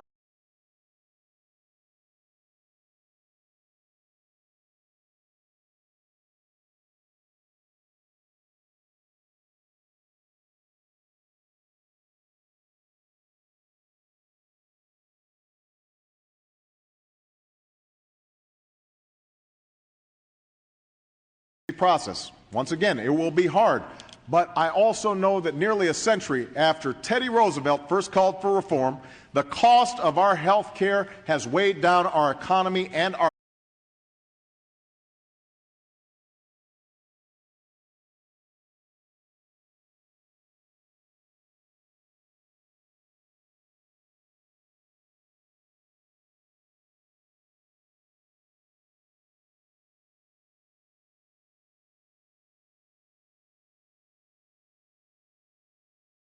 care has weighed down our economy and our conscience long enough.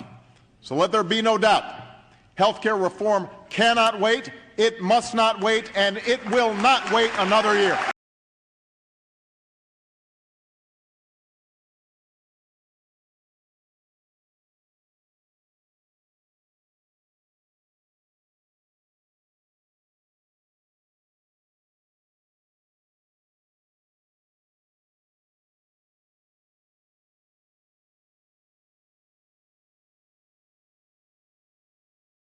It will not wait another year.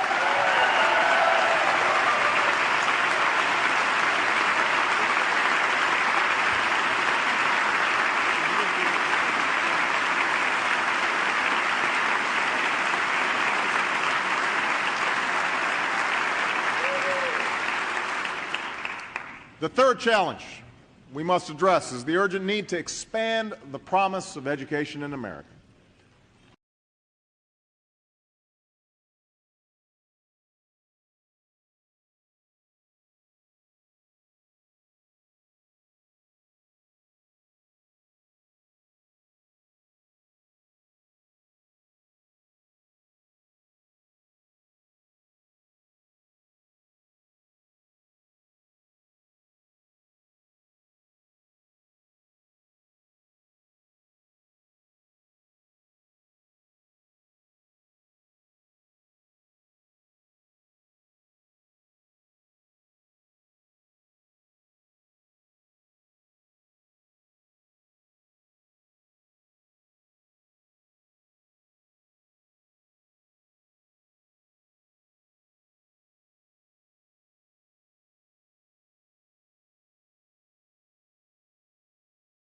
Education in America.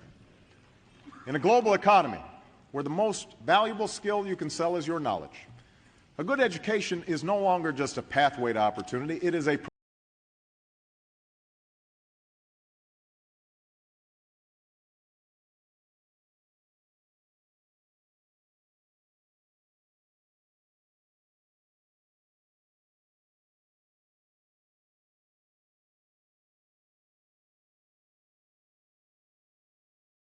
pathway to opportunity, it is a prerequisite.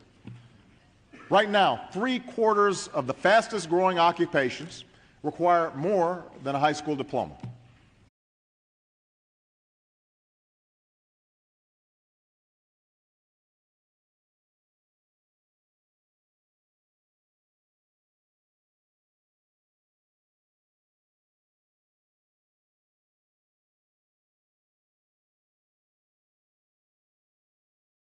High school diploma. And yet just over half of our citizens have that level of education. We have one of the highest high school dropout rates of any industrialized nation.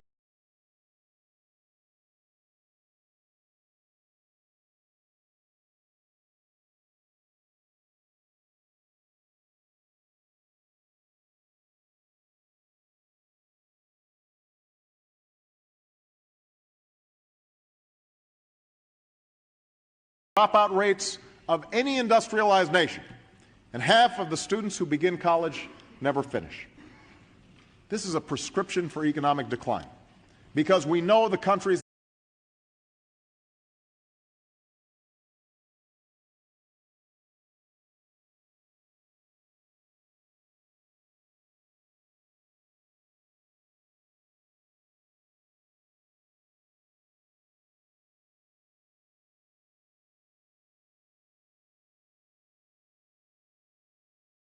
decline, because we know the countries that outteach us today will outcompete us tomorrow. And that is why it will be the goal of this administration to ensure that every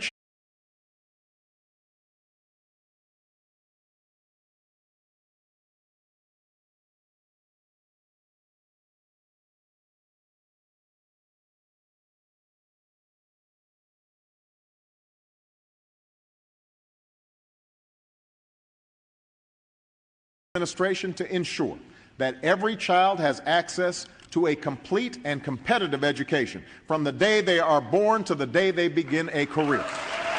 That is a promise we have to make to the children.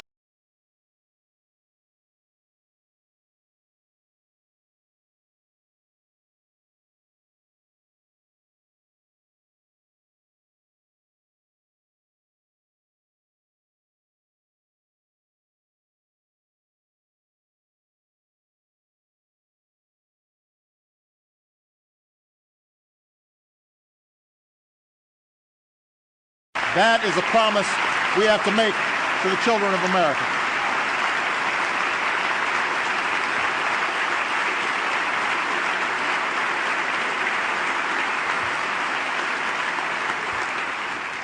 Already we've made historic investment in education through the Economic Recovery Plan. We've dramatically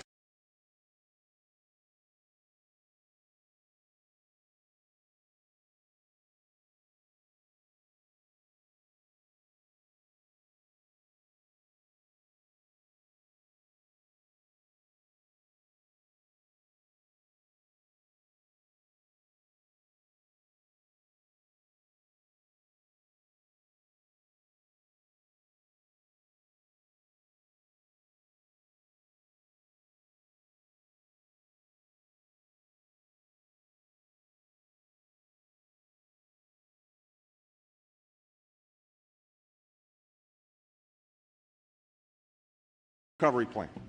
We've dramatically expanded early childhood education and will continue to improve its quality because we know that the most formative learning comes in those first years of life.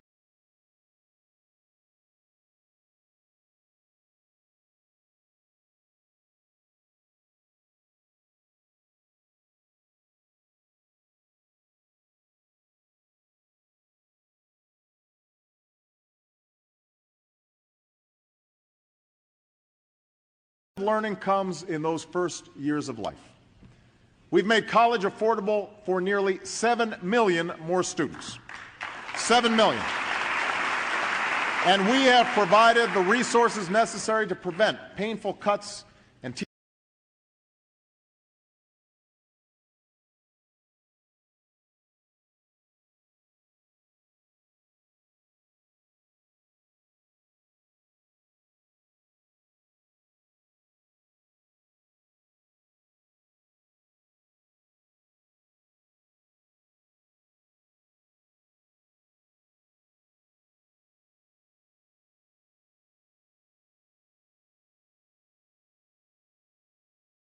necessary to prevent painful cuts and teacher layoffs that would set back our children's progress. But we know that our schools don't just need more resources, they need more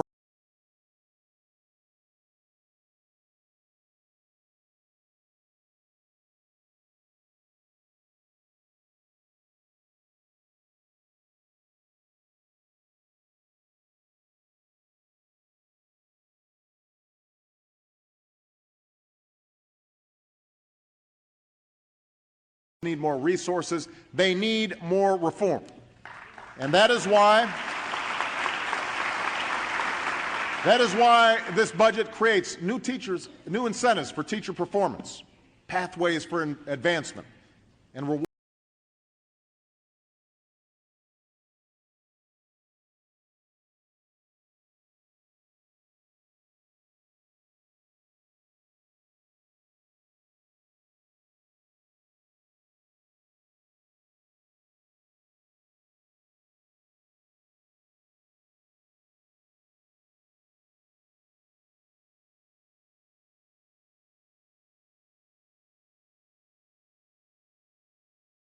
performance, pathways for advancement, and rewards for success. We'll invest in innovative programs that are already helping schools meet high standards and close achievement gaps. And we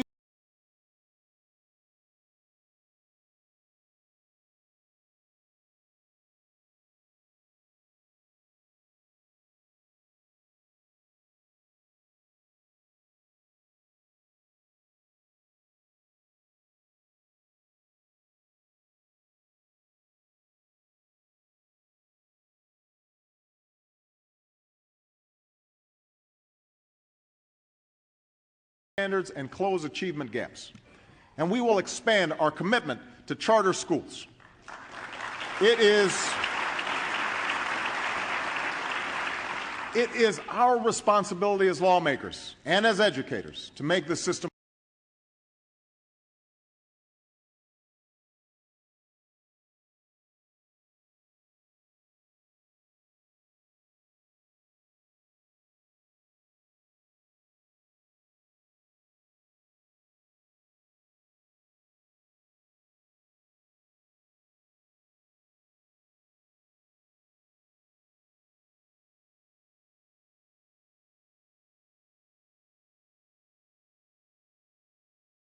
and as educators to make this system work. But it is the responsibility of every citizen to participate in it. So tonight I ask every American to commit to at least 1 year or more of higher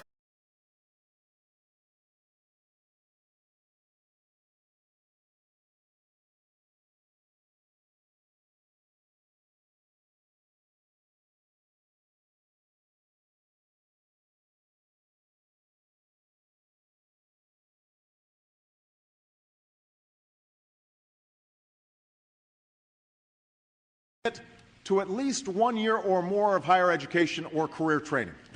This can be a community college or a 4-year school, vocational training or an apprenticeship. But whatever the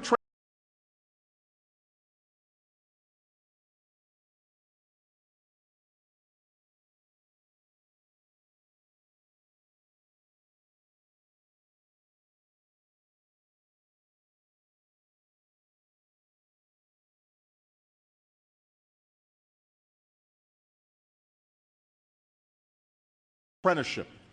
But whatever the training may be, every American will need to get more than a high school diploma. And dropping out of high school is no longer an option. It's not just quitting on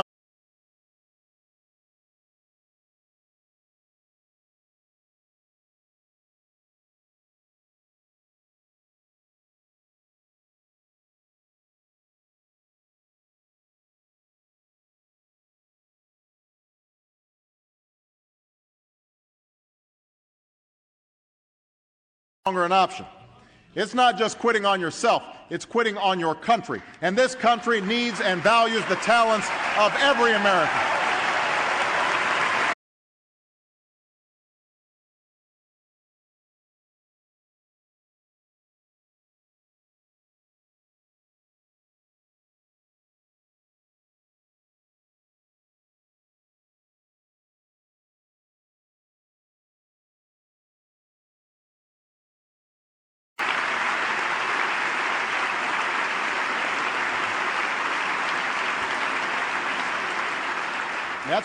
That's why we will provide the support necessary for all young Americans to complete college and meet a new goal.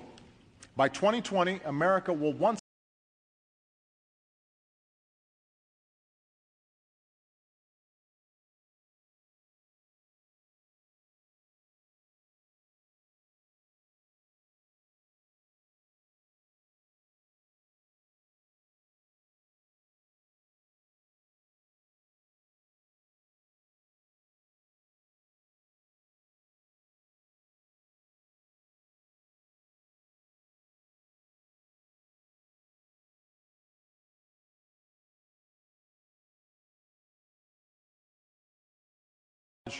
and meet a new goal. By 2020, America will once again have the highest proportion of college graduates in the world. That is a goal we can meet. That's a goal we can meet.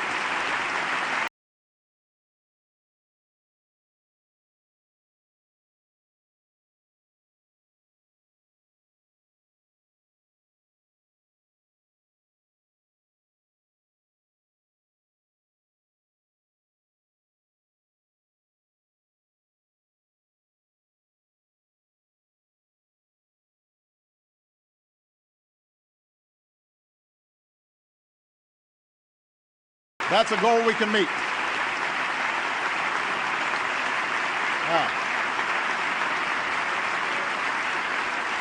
Now, I know that the price of tuition is higher than ever, which is why, if you are willing to volunteer in your neighborhood or give back,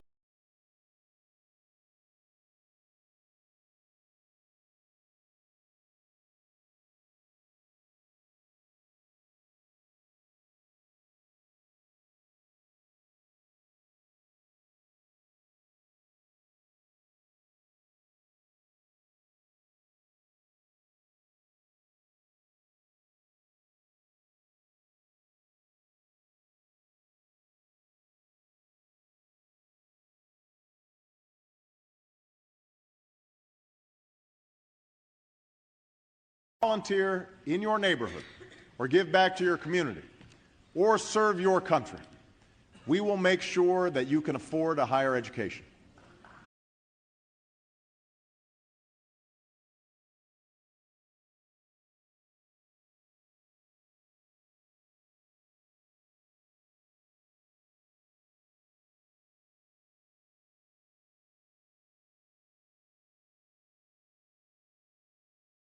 Education. And to encourage a renewed spirit of national service for this and future generations, I ask Congress to send me the bipartisan legislation that bears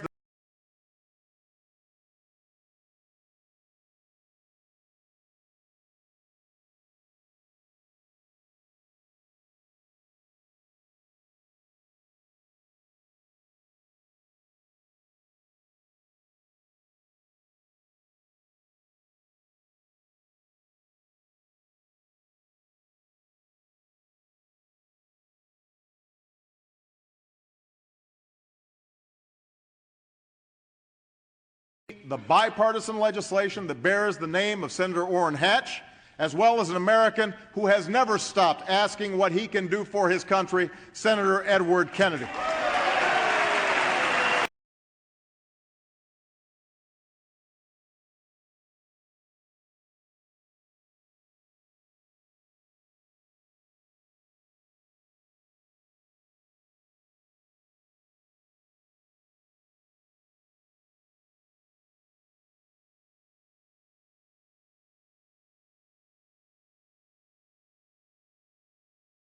Senator Edward Kennedy.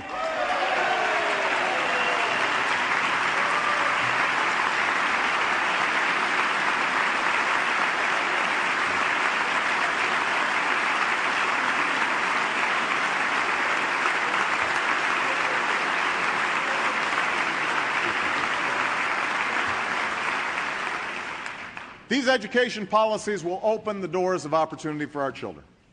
But it is up to us to ensure they walk.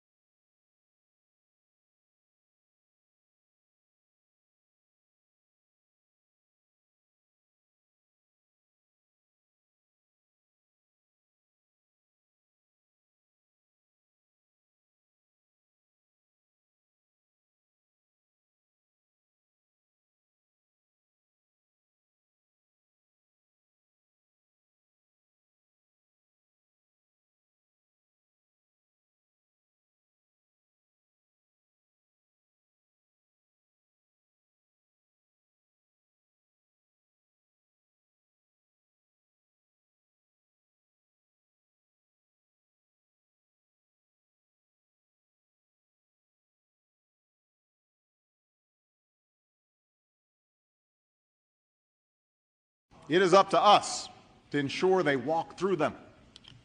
In the end, there is no program or policy that can substitute for a parent, for a mother or father who will attend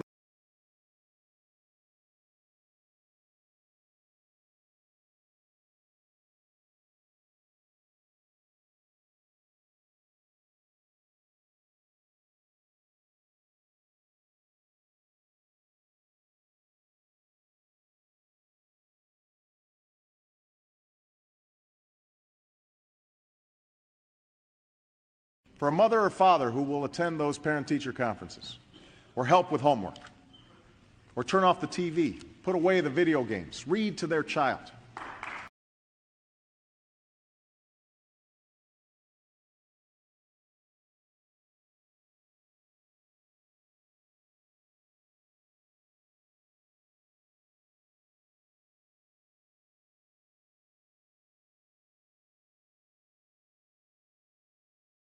Games, read to their child. I speak to you not just as a president, but as a father when I say that responsibility for our children's education must begin at home. That is not a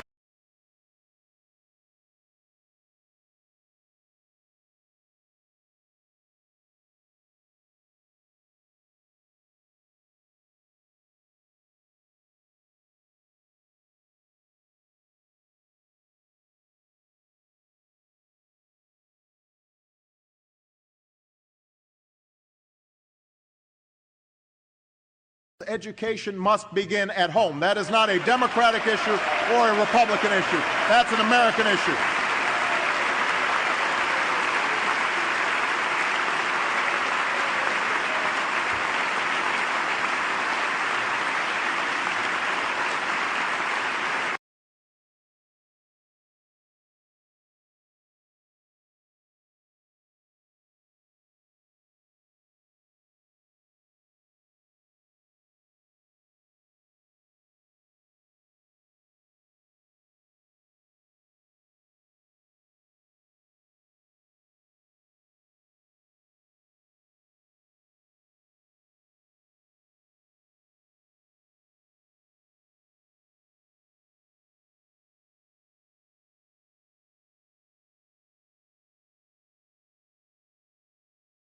There is, of course, another responsibility we have to our children, and that's the responsibility to ensure that we do not pass on to them a debt they cannot pay.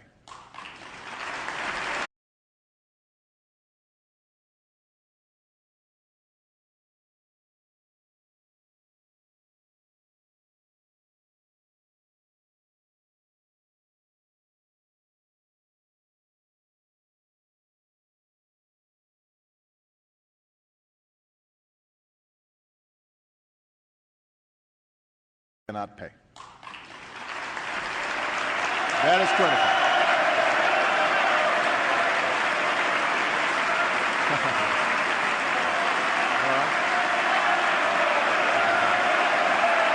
Yeah, I agree. Absolutely. See, I know we can get some consensus in here. With the deficit we inherited, the cost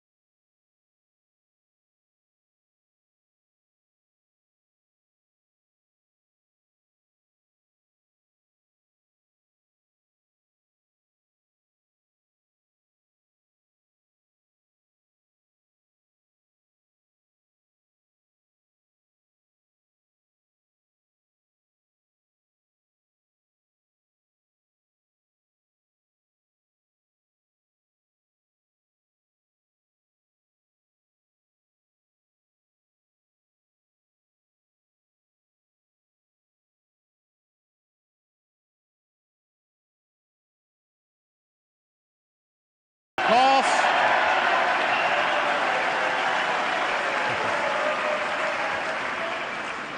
the cost of the crisis we face and the long-term challenges we must meet, it has never been more important to ensure that as our economy recovers, we do what it takes to bring this deficit down.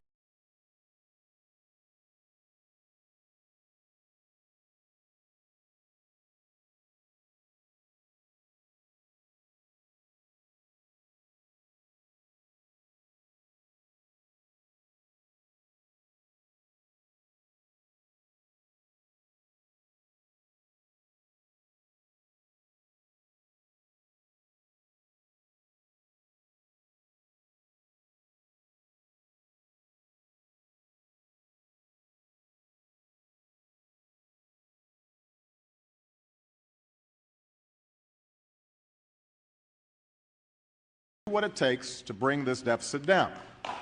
That is critical. Now, I'm proud that we passed a recovery plan free of earmarks, and I want to pass a budget next year that ensures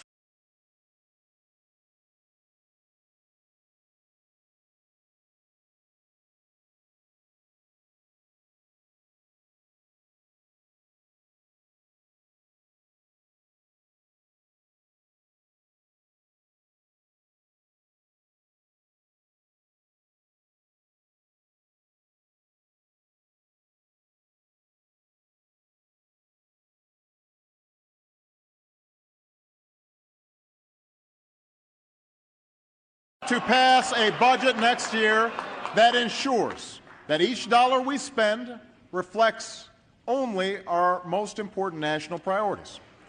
And yesterday I held a fiscal summit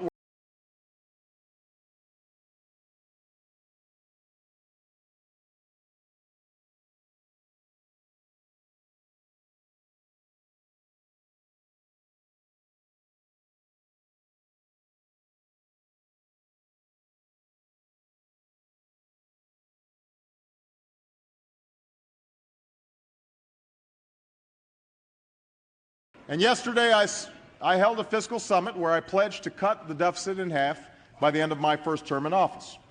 My administration has also begun to go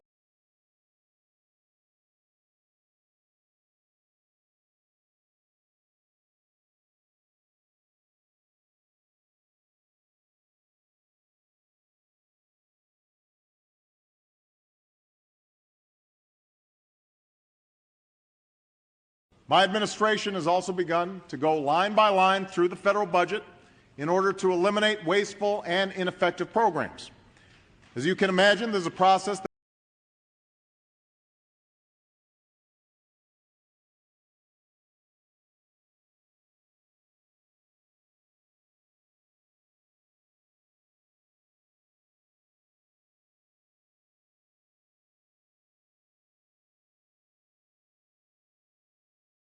As you can imagine, there's a process that will take some time, but we have already identified $2 trillion in savings over the next decade.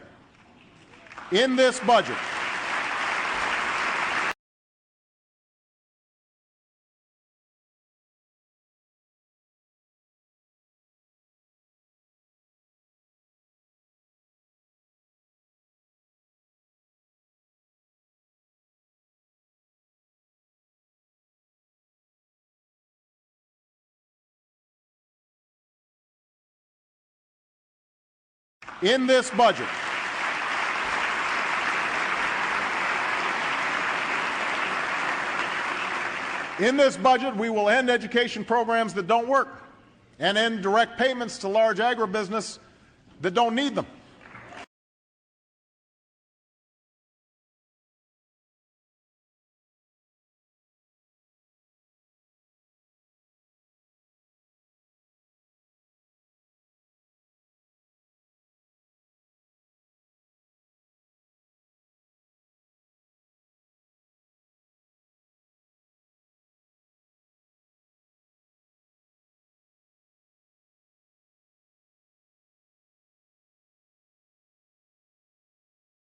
Don't need them.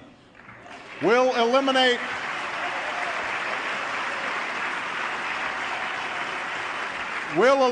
the no-bid contracts that have wasted billions in Iraq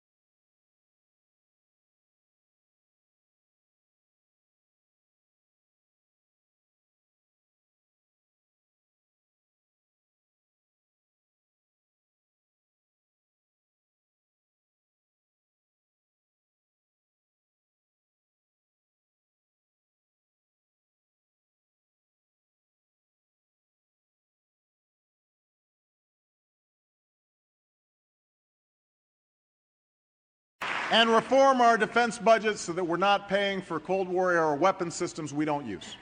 We will root out the waste and fraud and abuse in our medical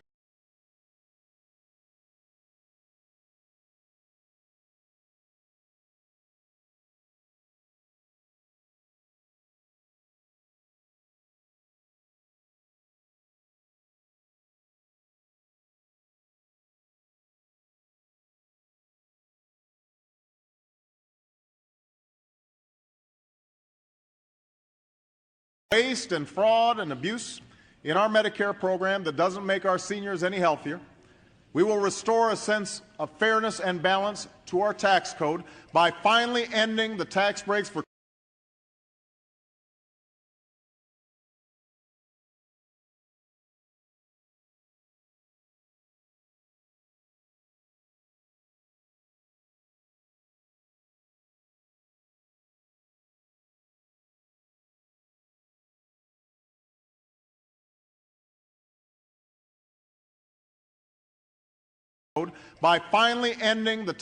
for corporations that ship our jobs overseas.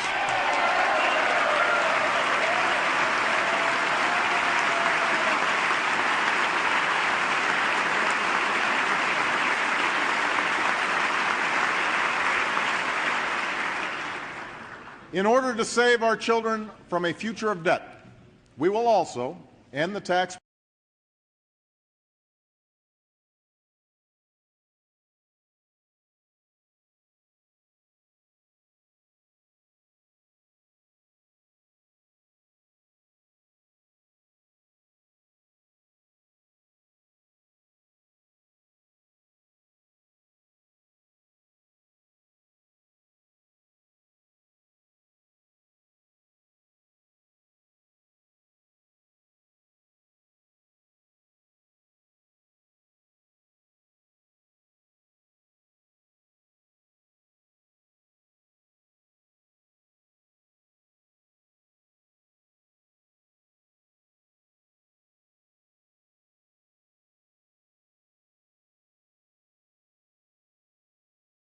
future of debt, we will also end the tax breaks for the wealthiest 2% of Americans. Now, let me be clear. Let me be absolutely clear, because I know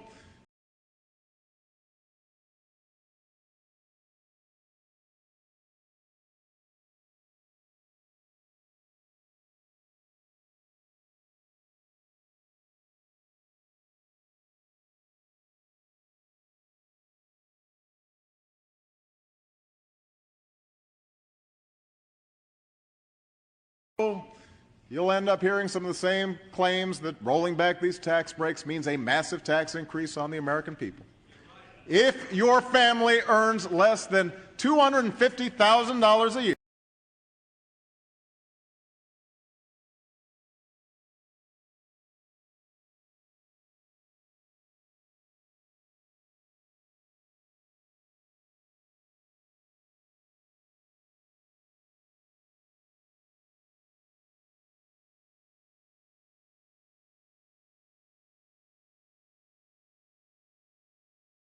if your family earns less than $250,000 a year, $250,000 a year, you will not see your taxes increased a single dime.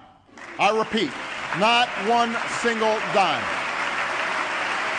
In fact,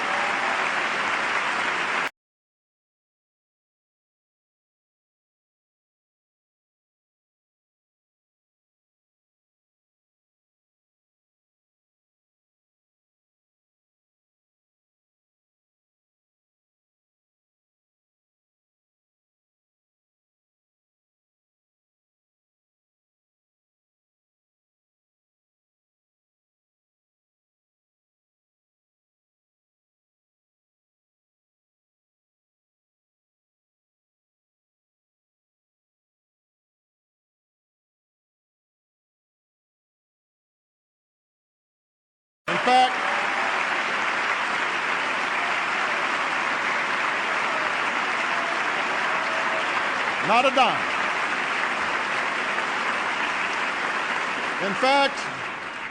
In fact, the recovery plan provides a tax cut. That's right, a tax cut for 95% of working families. And by the way, these checks are on the way.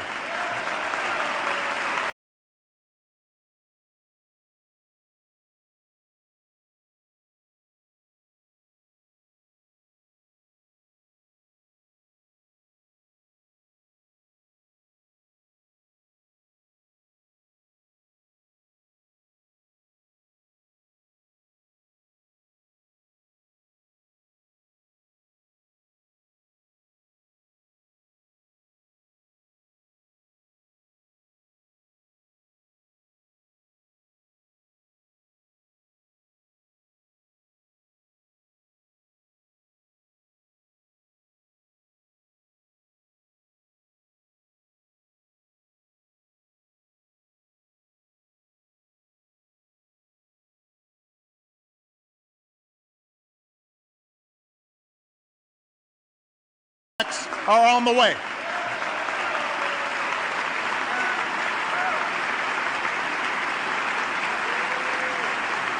Now, to preserve our long-term fiscal health, we must also address the growing cost in Medicare and Social Security. Comprehensive health care reform is the best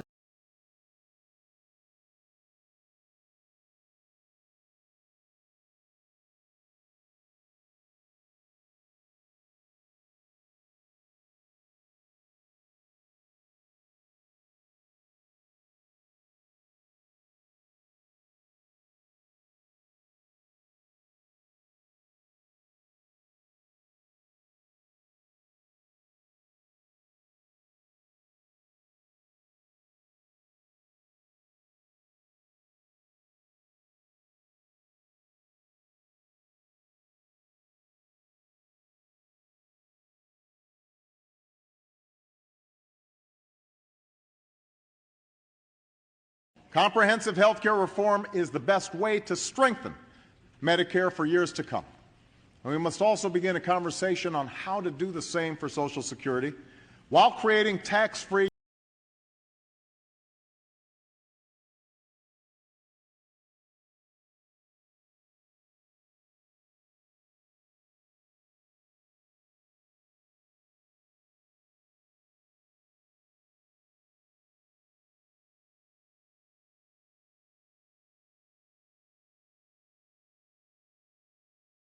Social Security while creating tax-free universal savings accounts for all Americans. Finally, because we're also suffering from a deficit of trust, I am committed to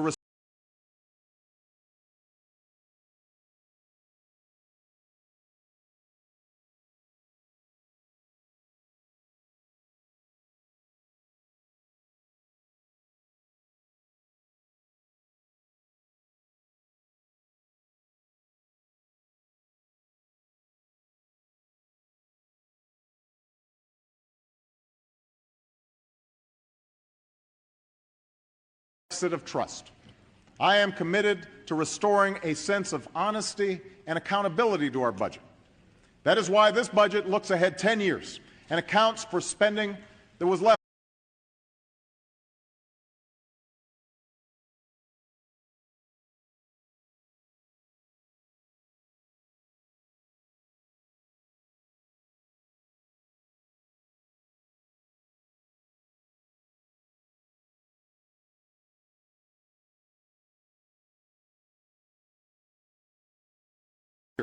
and accounts for spending that was left out under the old rules.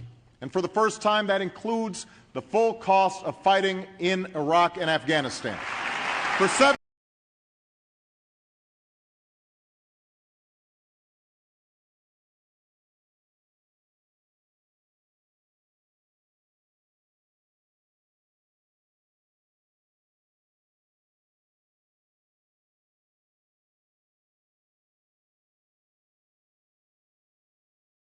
of fighting in Iraq and Afghanistan.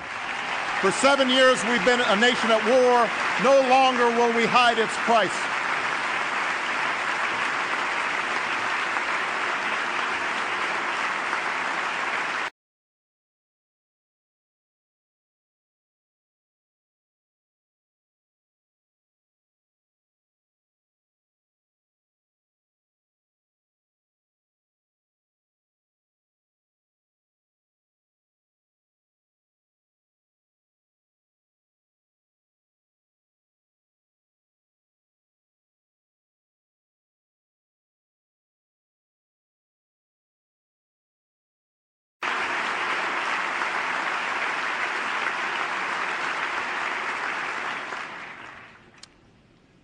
Along with our outstanding national security team, I am now carefully reviewing our policies in both wars, and I will soon announce a way forward in Iraq that leads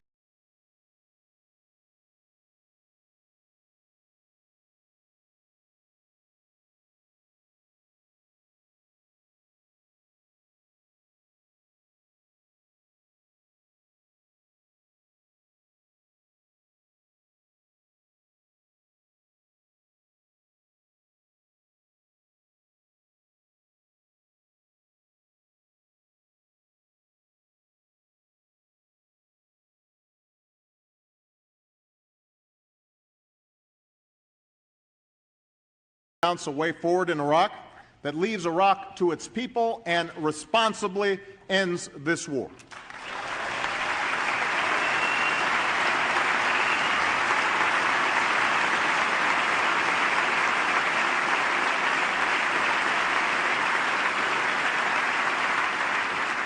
And with our friends and allies, we will forge a new and comprehensive strategy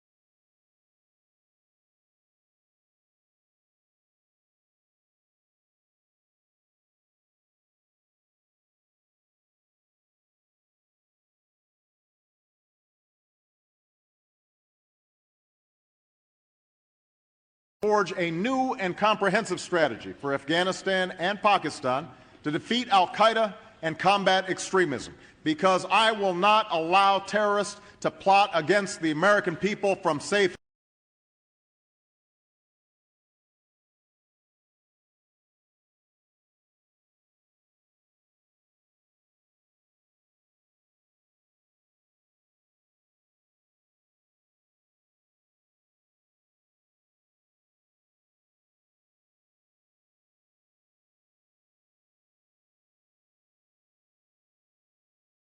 against the American people from safe havens halfway around the world.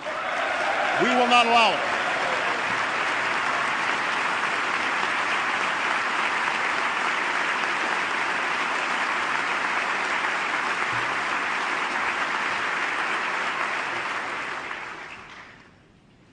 As we meet here tonight, our men and women in uniform stand watch.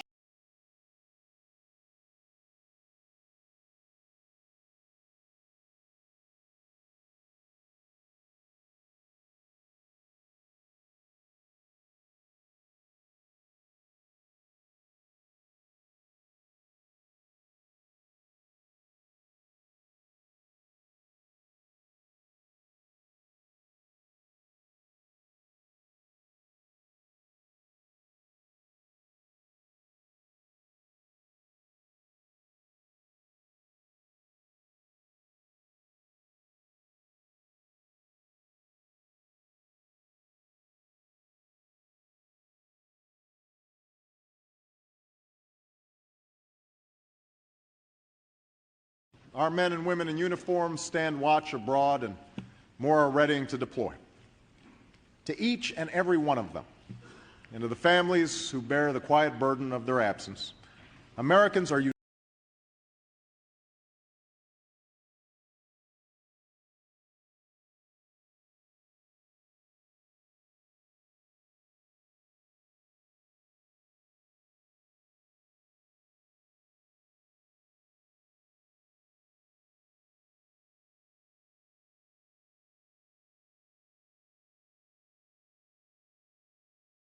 burden of their absence.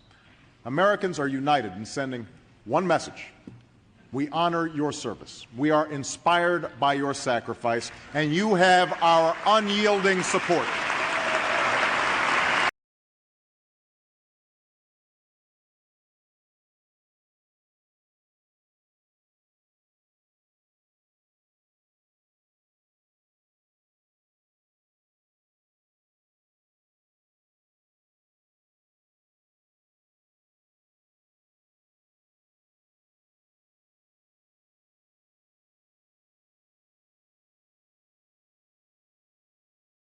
Yielding support.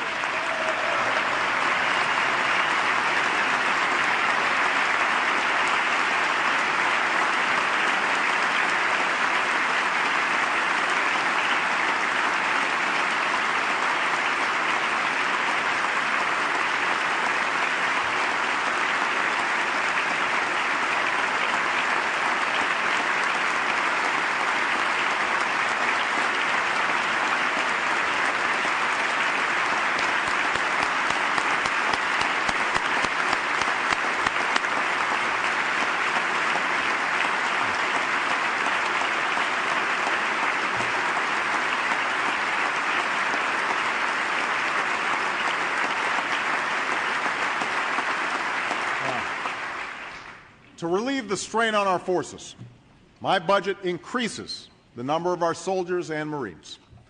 And to keep our sacred trust with those who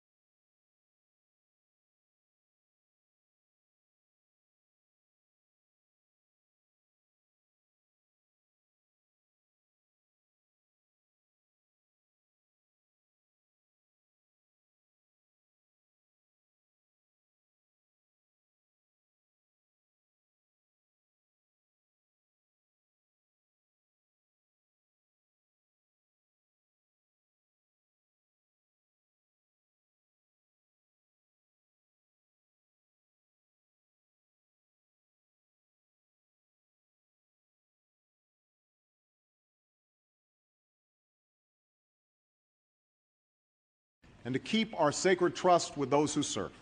We will raise their pay and give our veterans the expanded health care and benefits that they have earned.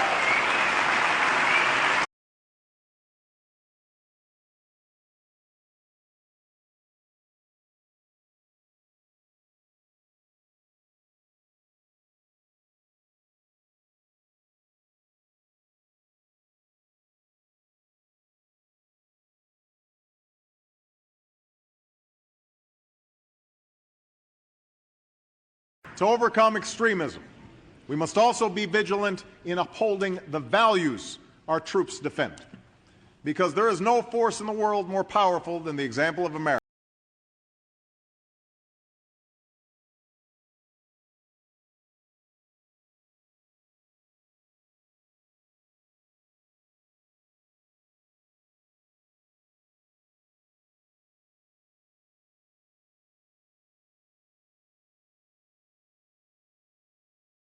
More powerful than the example of America.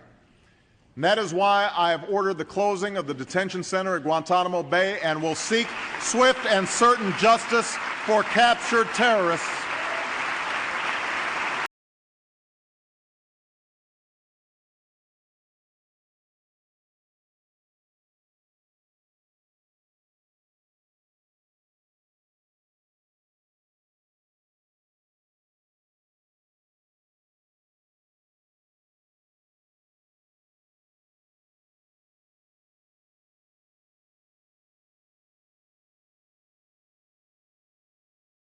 Justice for captured terrorists.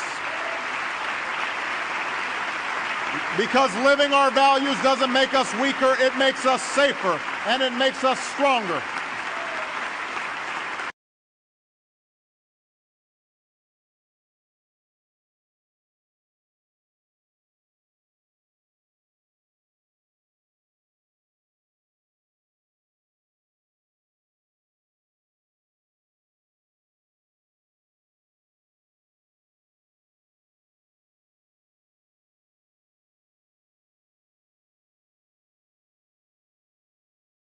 Stronger.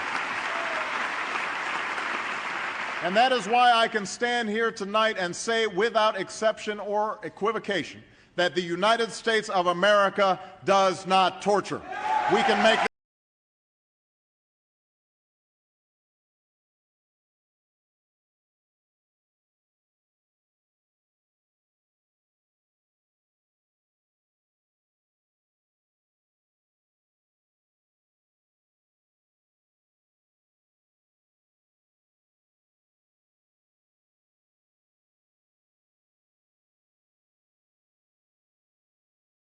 America does not torture. We can make that commitment here tonight.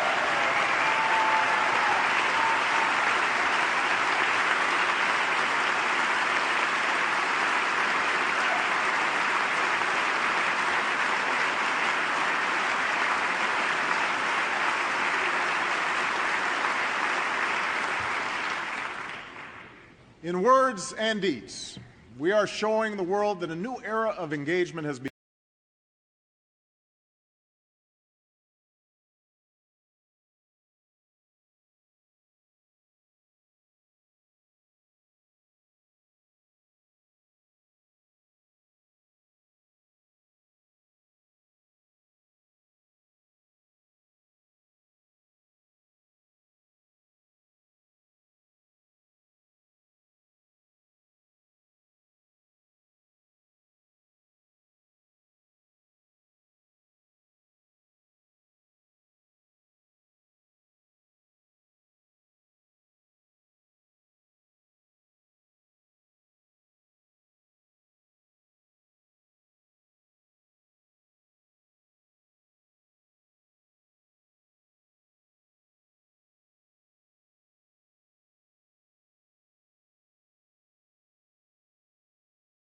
That a new era of engagement has begun. For we know that America cannot meet the threats of this century alone, but the world cannot meet them without America.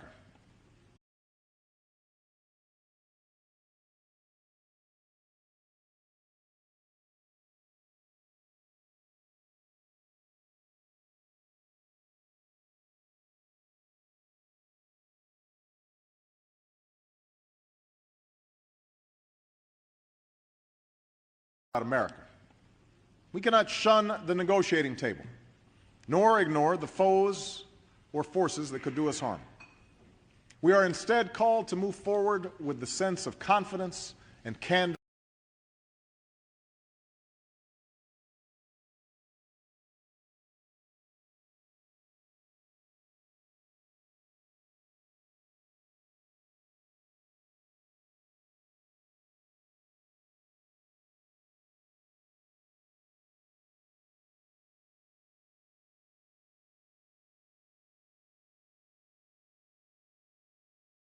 with the sense of confidence and candor that serious times demand. To seek progress towards a secure and lasting peace between Israel and her neighbors, we have appointed an envoy to sustain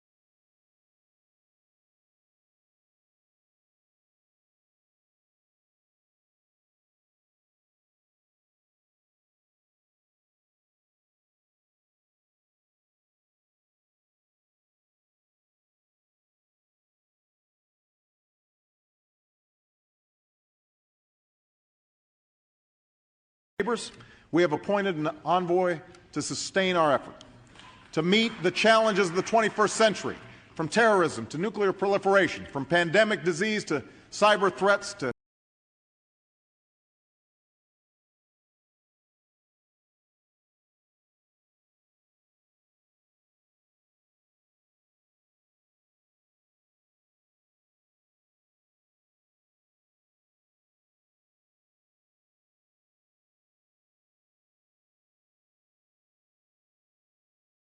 pandemic disease to cyber threats to crushing poverty.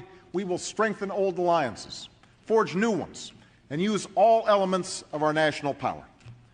And to respond to an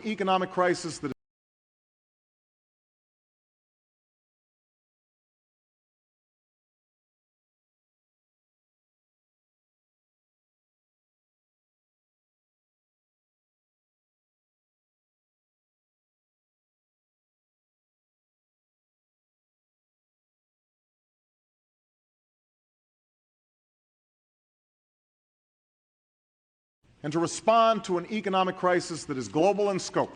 We are working with the nations of the G20 to restore confidence in our financial system, avoid the possibility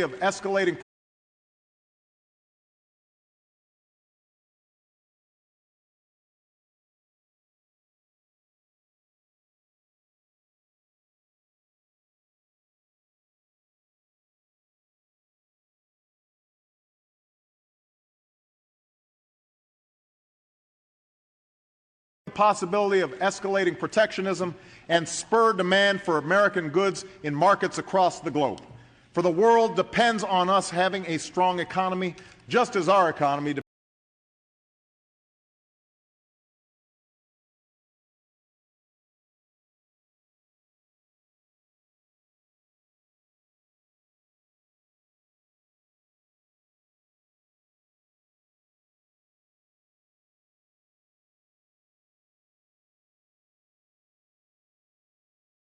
a strong economy, just as our economy depends on the strength of the world's. As we stand at this crossroads of history, the eyes of all people in all nations are once again upon us.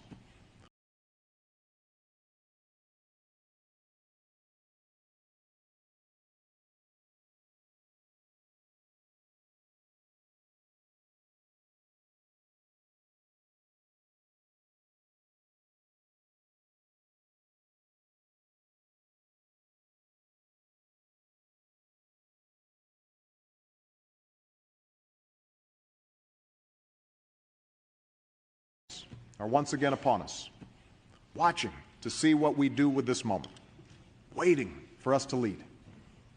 Those of us gathered here tonight have been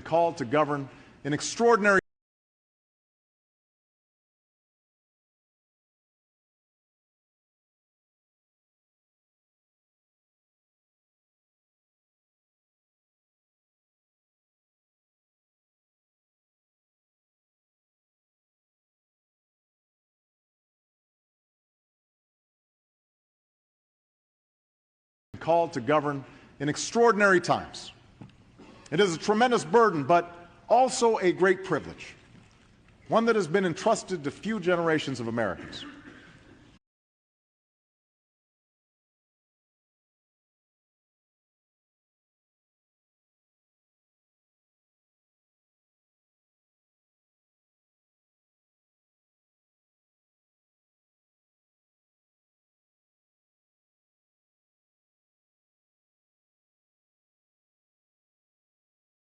Generations of Americans.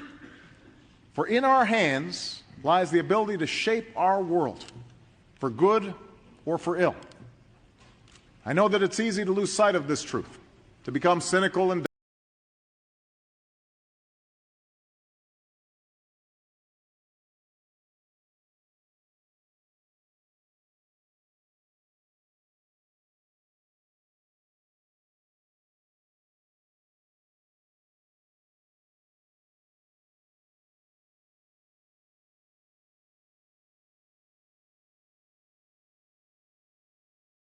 this truth, to become cynical and doubtful, consumed with the petty and the trivial. But in my life, I have also learned that hope is found in unlikely places.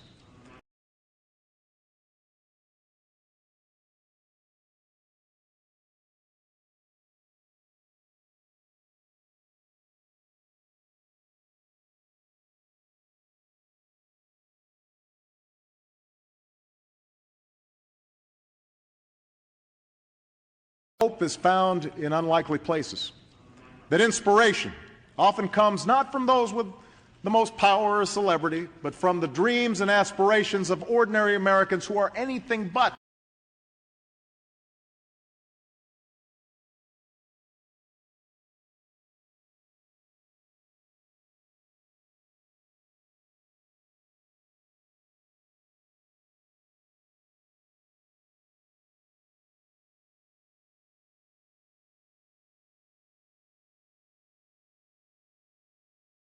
Ordinary Americans who are anything but ordinary.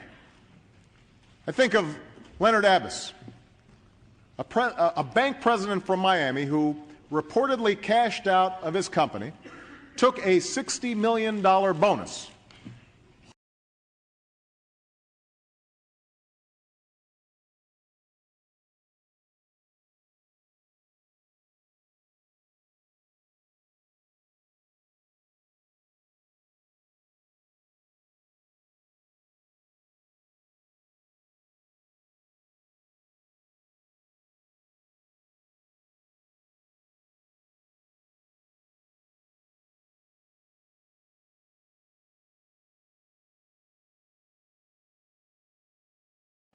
Took a $60 million bonus and gave it out to all 399 people who work for him, plus another 72 who used to work for him.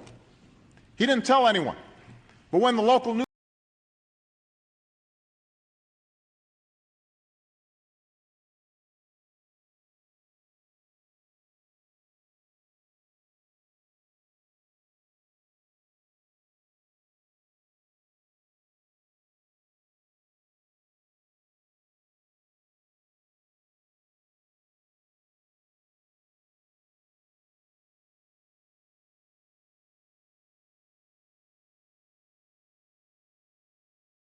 He didn't tell anyone.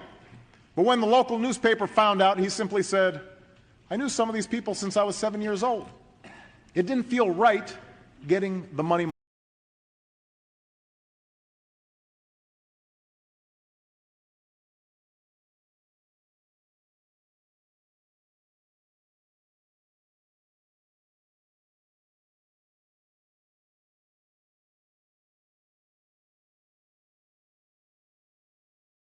It didn't feel right getting the money myself. I think about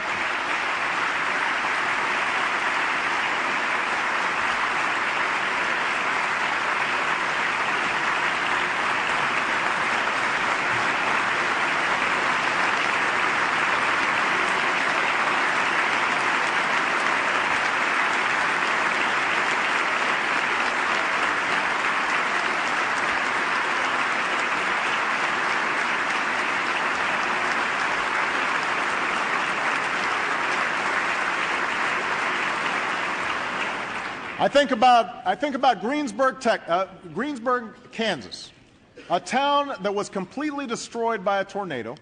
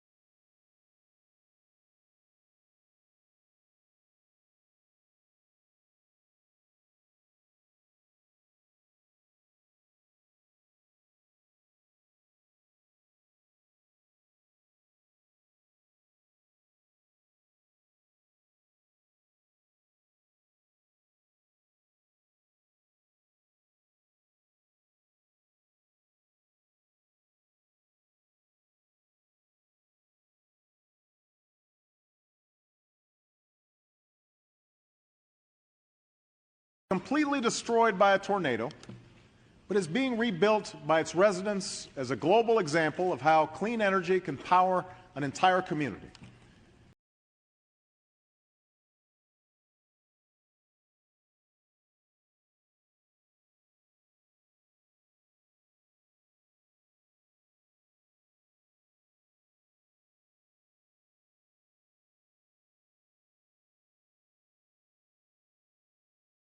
Power an entire community.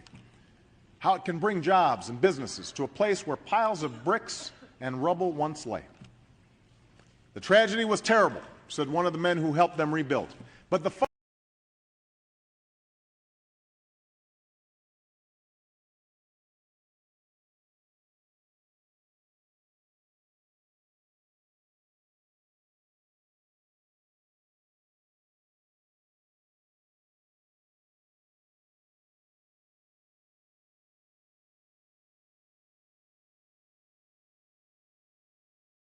men who helped them rebuild. But the folks here know that it also provided an incredible opportunity. I think about Tashea Bethea, the young girl from that school I visited in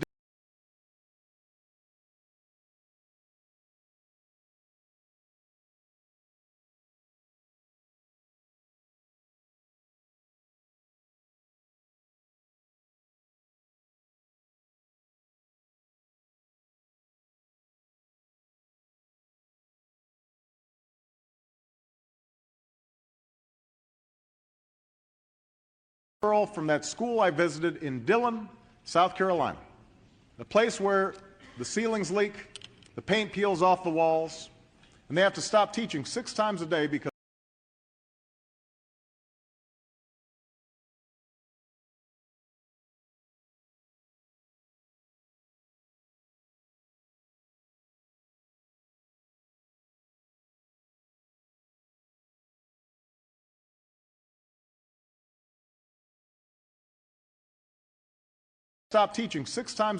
the train barrels by their classroom. She had been told that her school is hopeless. But the other day after class, she went to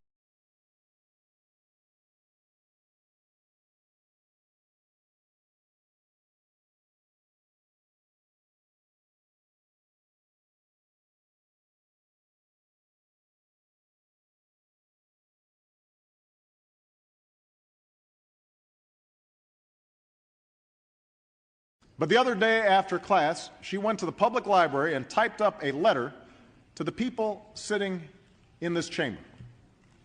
She even asked her principal for the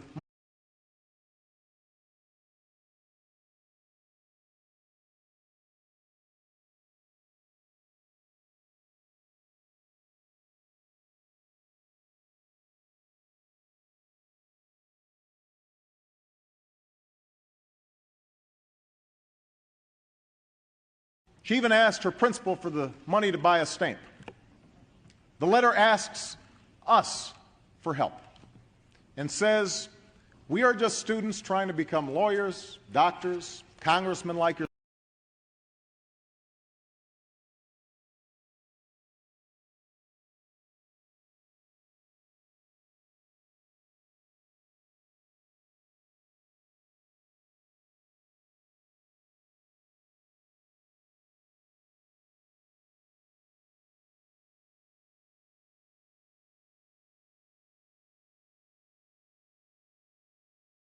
Become lawyers, doctors, congressmen like yourself, and one day president, so we can make a change to not just the state of South Carolina, but also the world.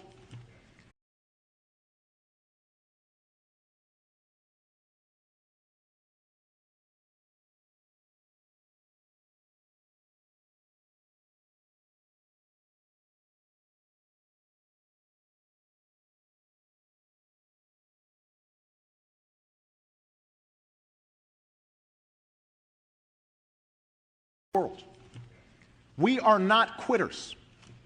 That's what she said. We are not quitters.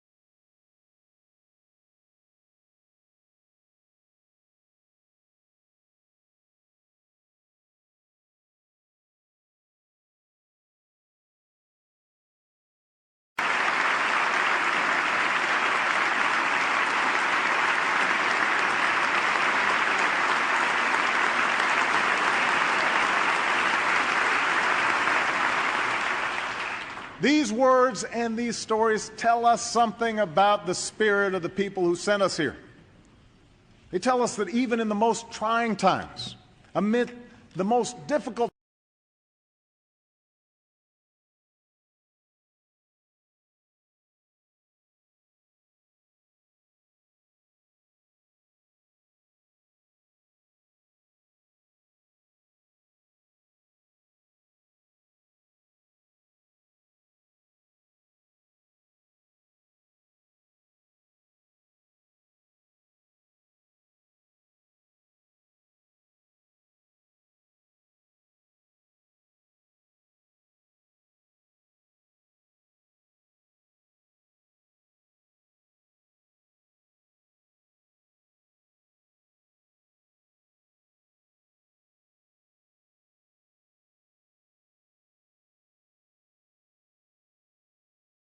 trying times, amid the most difficult circumstances, there is a generosity, a resilience, a decency, and a determination that perseveres, a willingness to take responsibility for our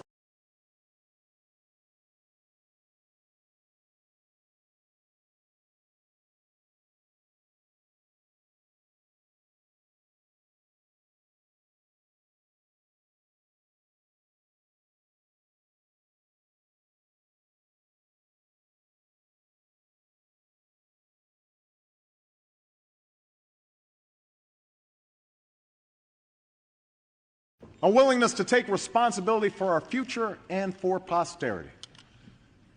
Their resolve must be our inspiration. Their concerns must be our cause. And we must show them and all our people that we are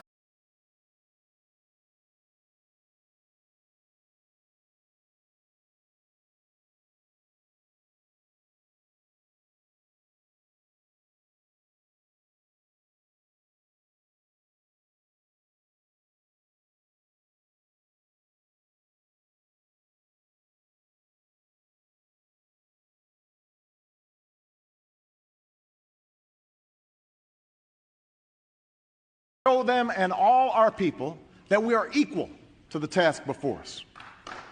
I know that we haven't agreed on every issue thus far.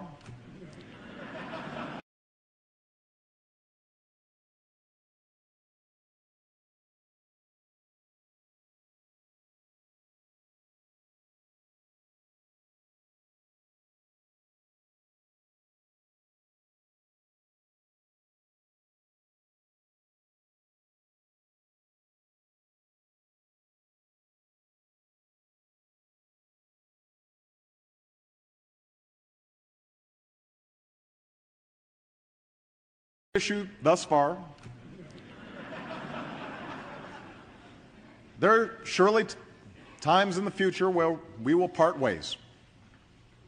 But I also know that every American who is sitting here tonight loves this country and wants it to succeed.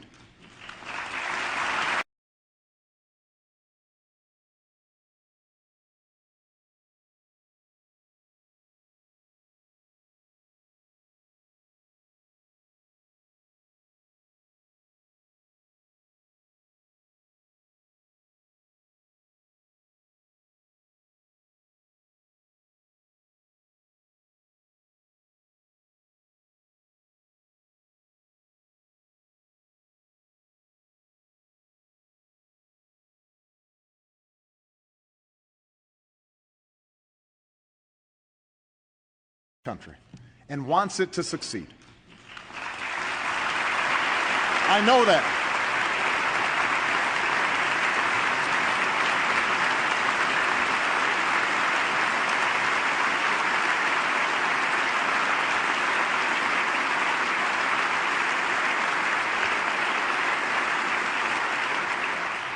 That must be the starting point for every debate we have in the coming months, and where we return after those debates are done.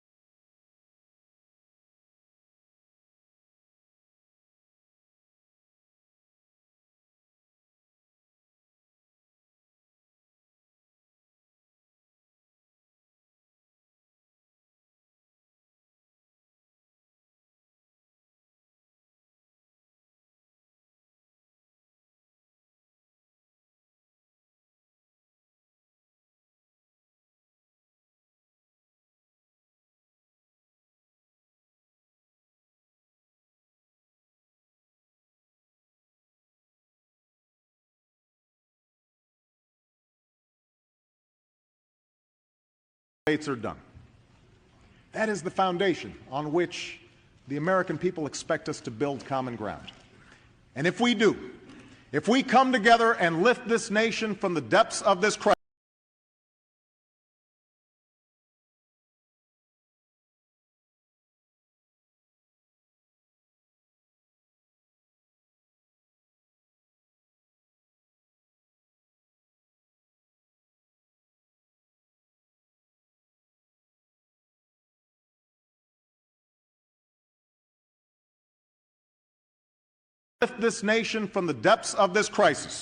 if we put our people back to work and restart the engine of our prosperity, if we confront without fear the challenge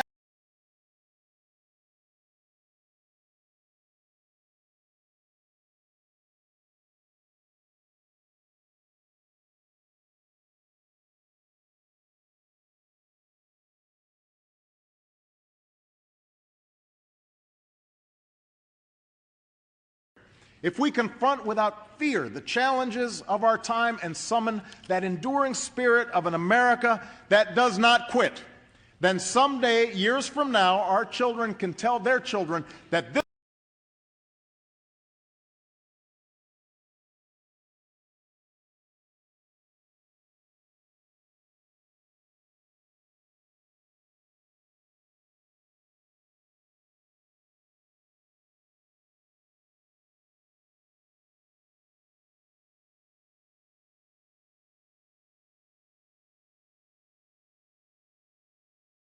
Children can tell their children that this was the time when we performed, in the words that are carved into this very chamber, something worthy to be remembered.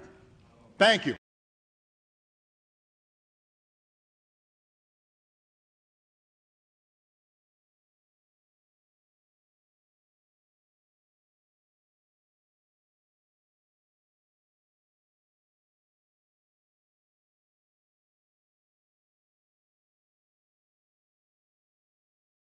Something worthy to be remembered.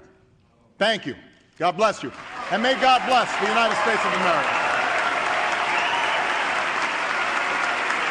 Thank you.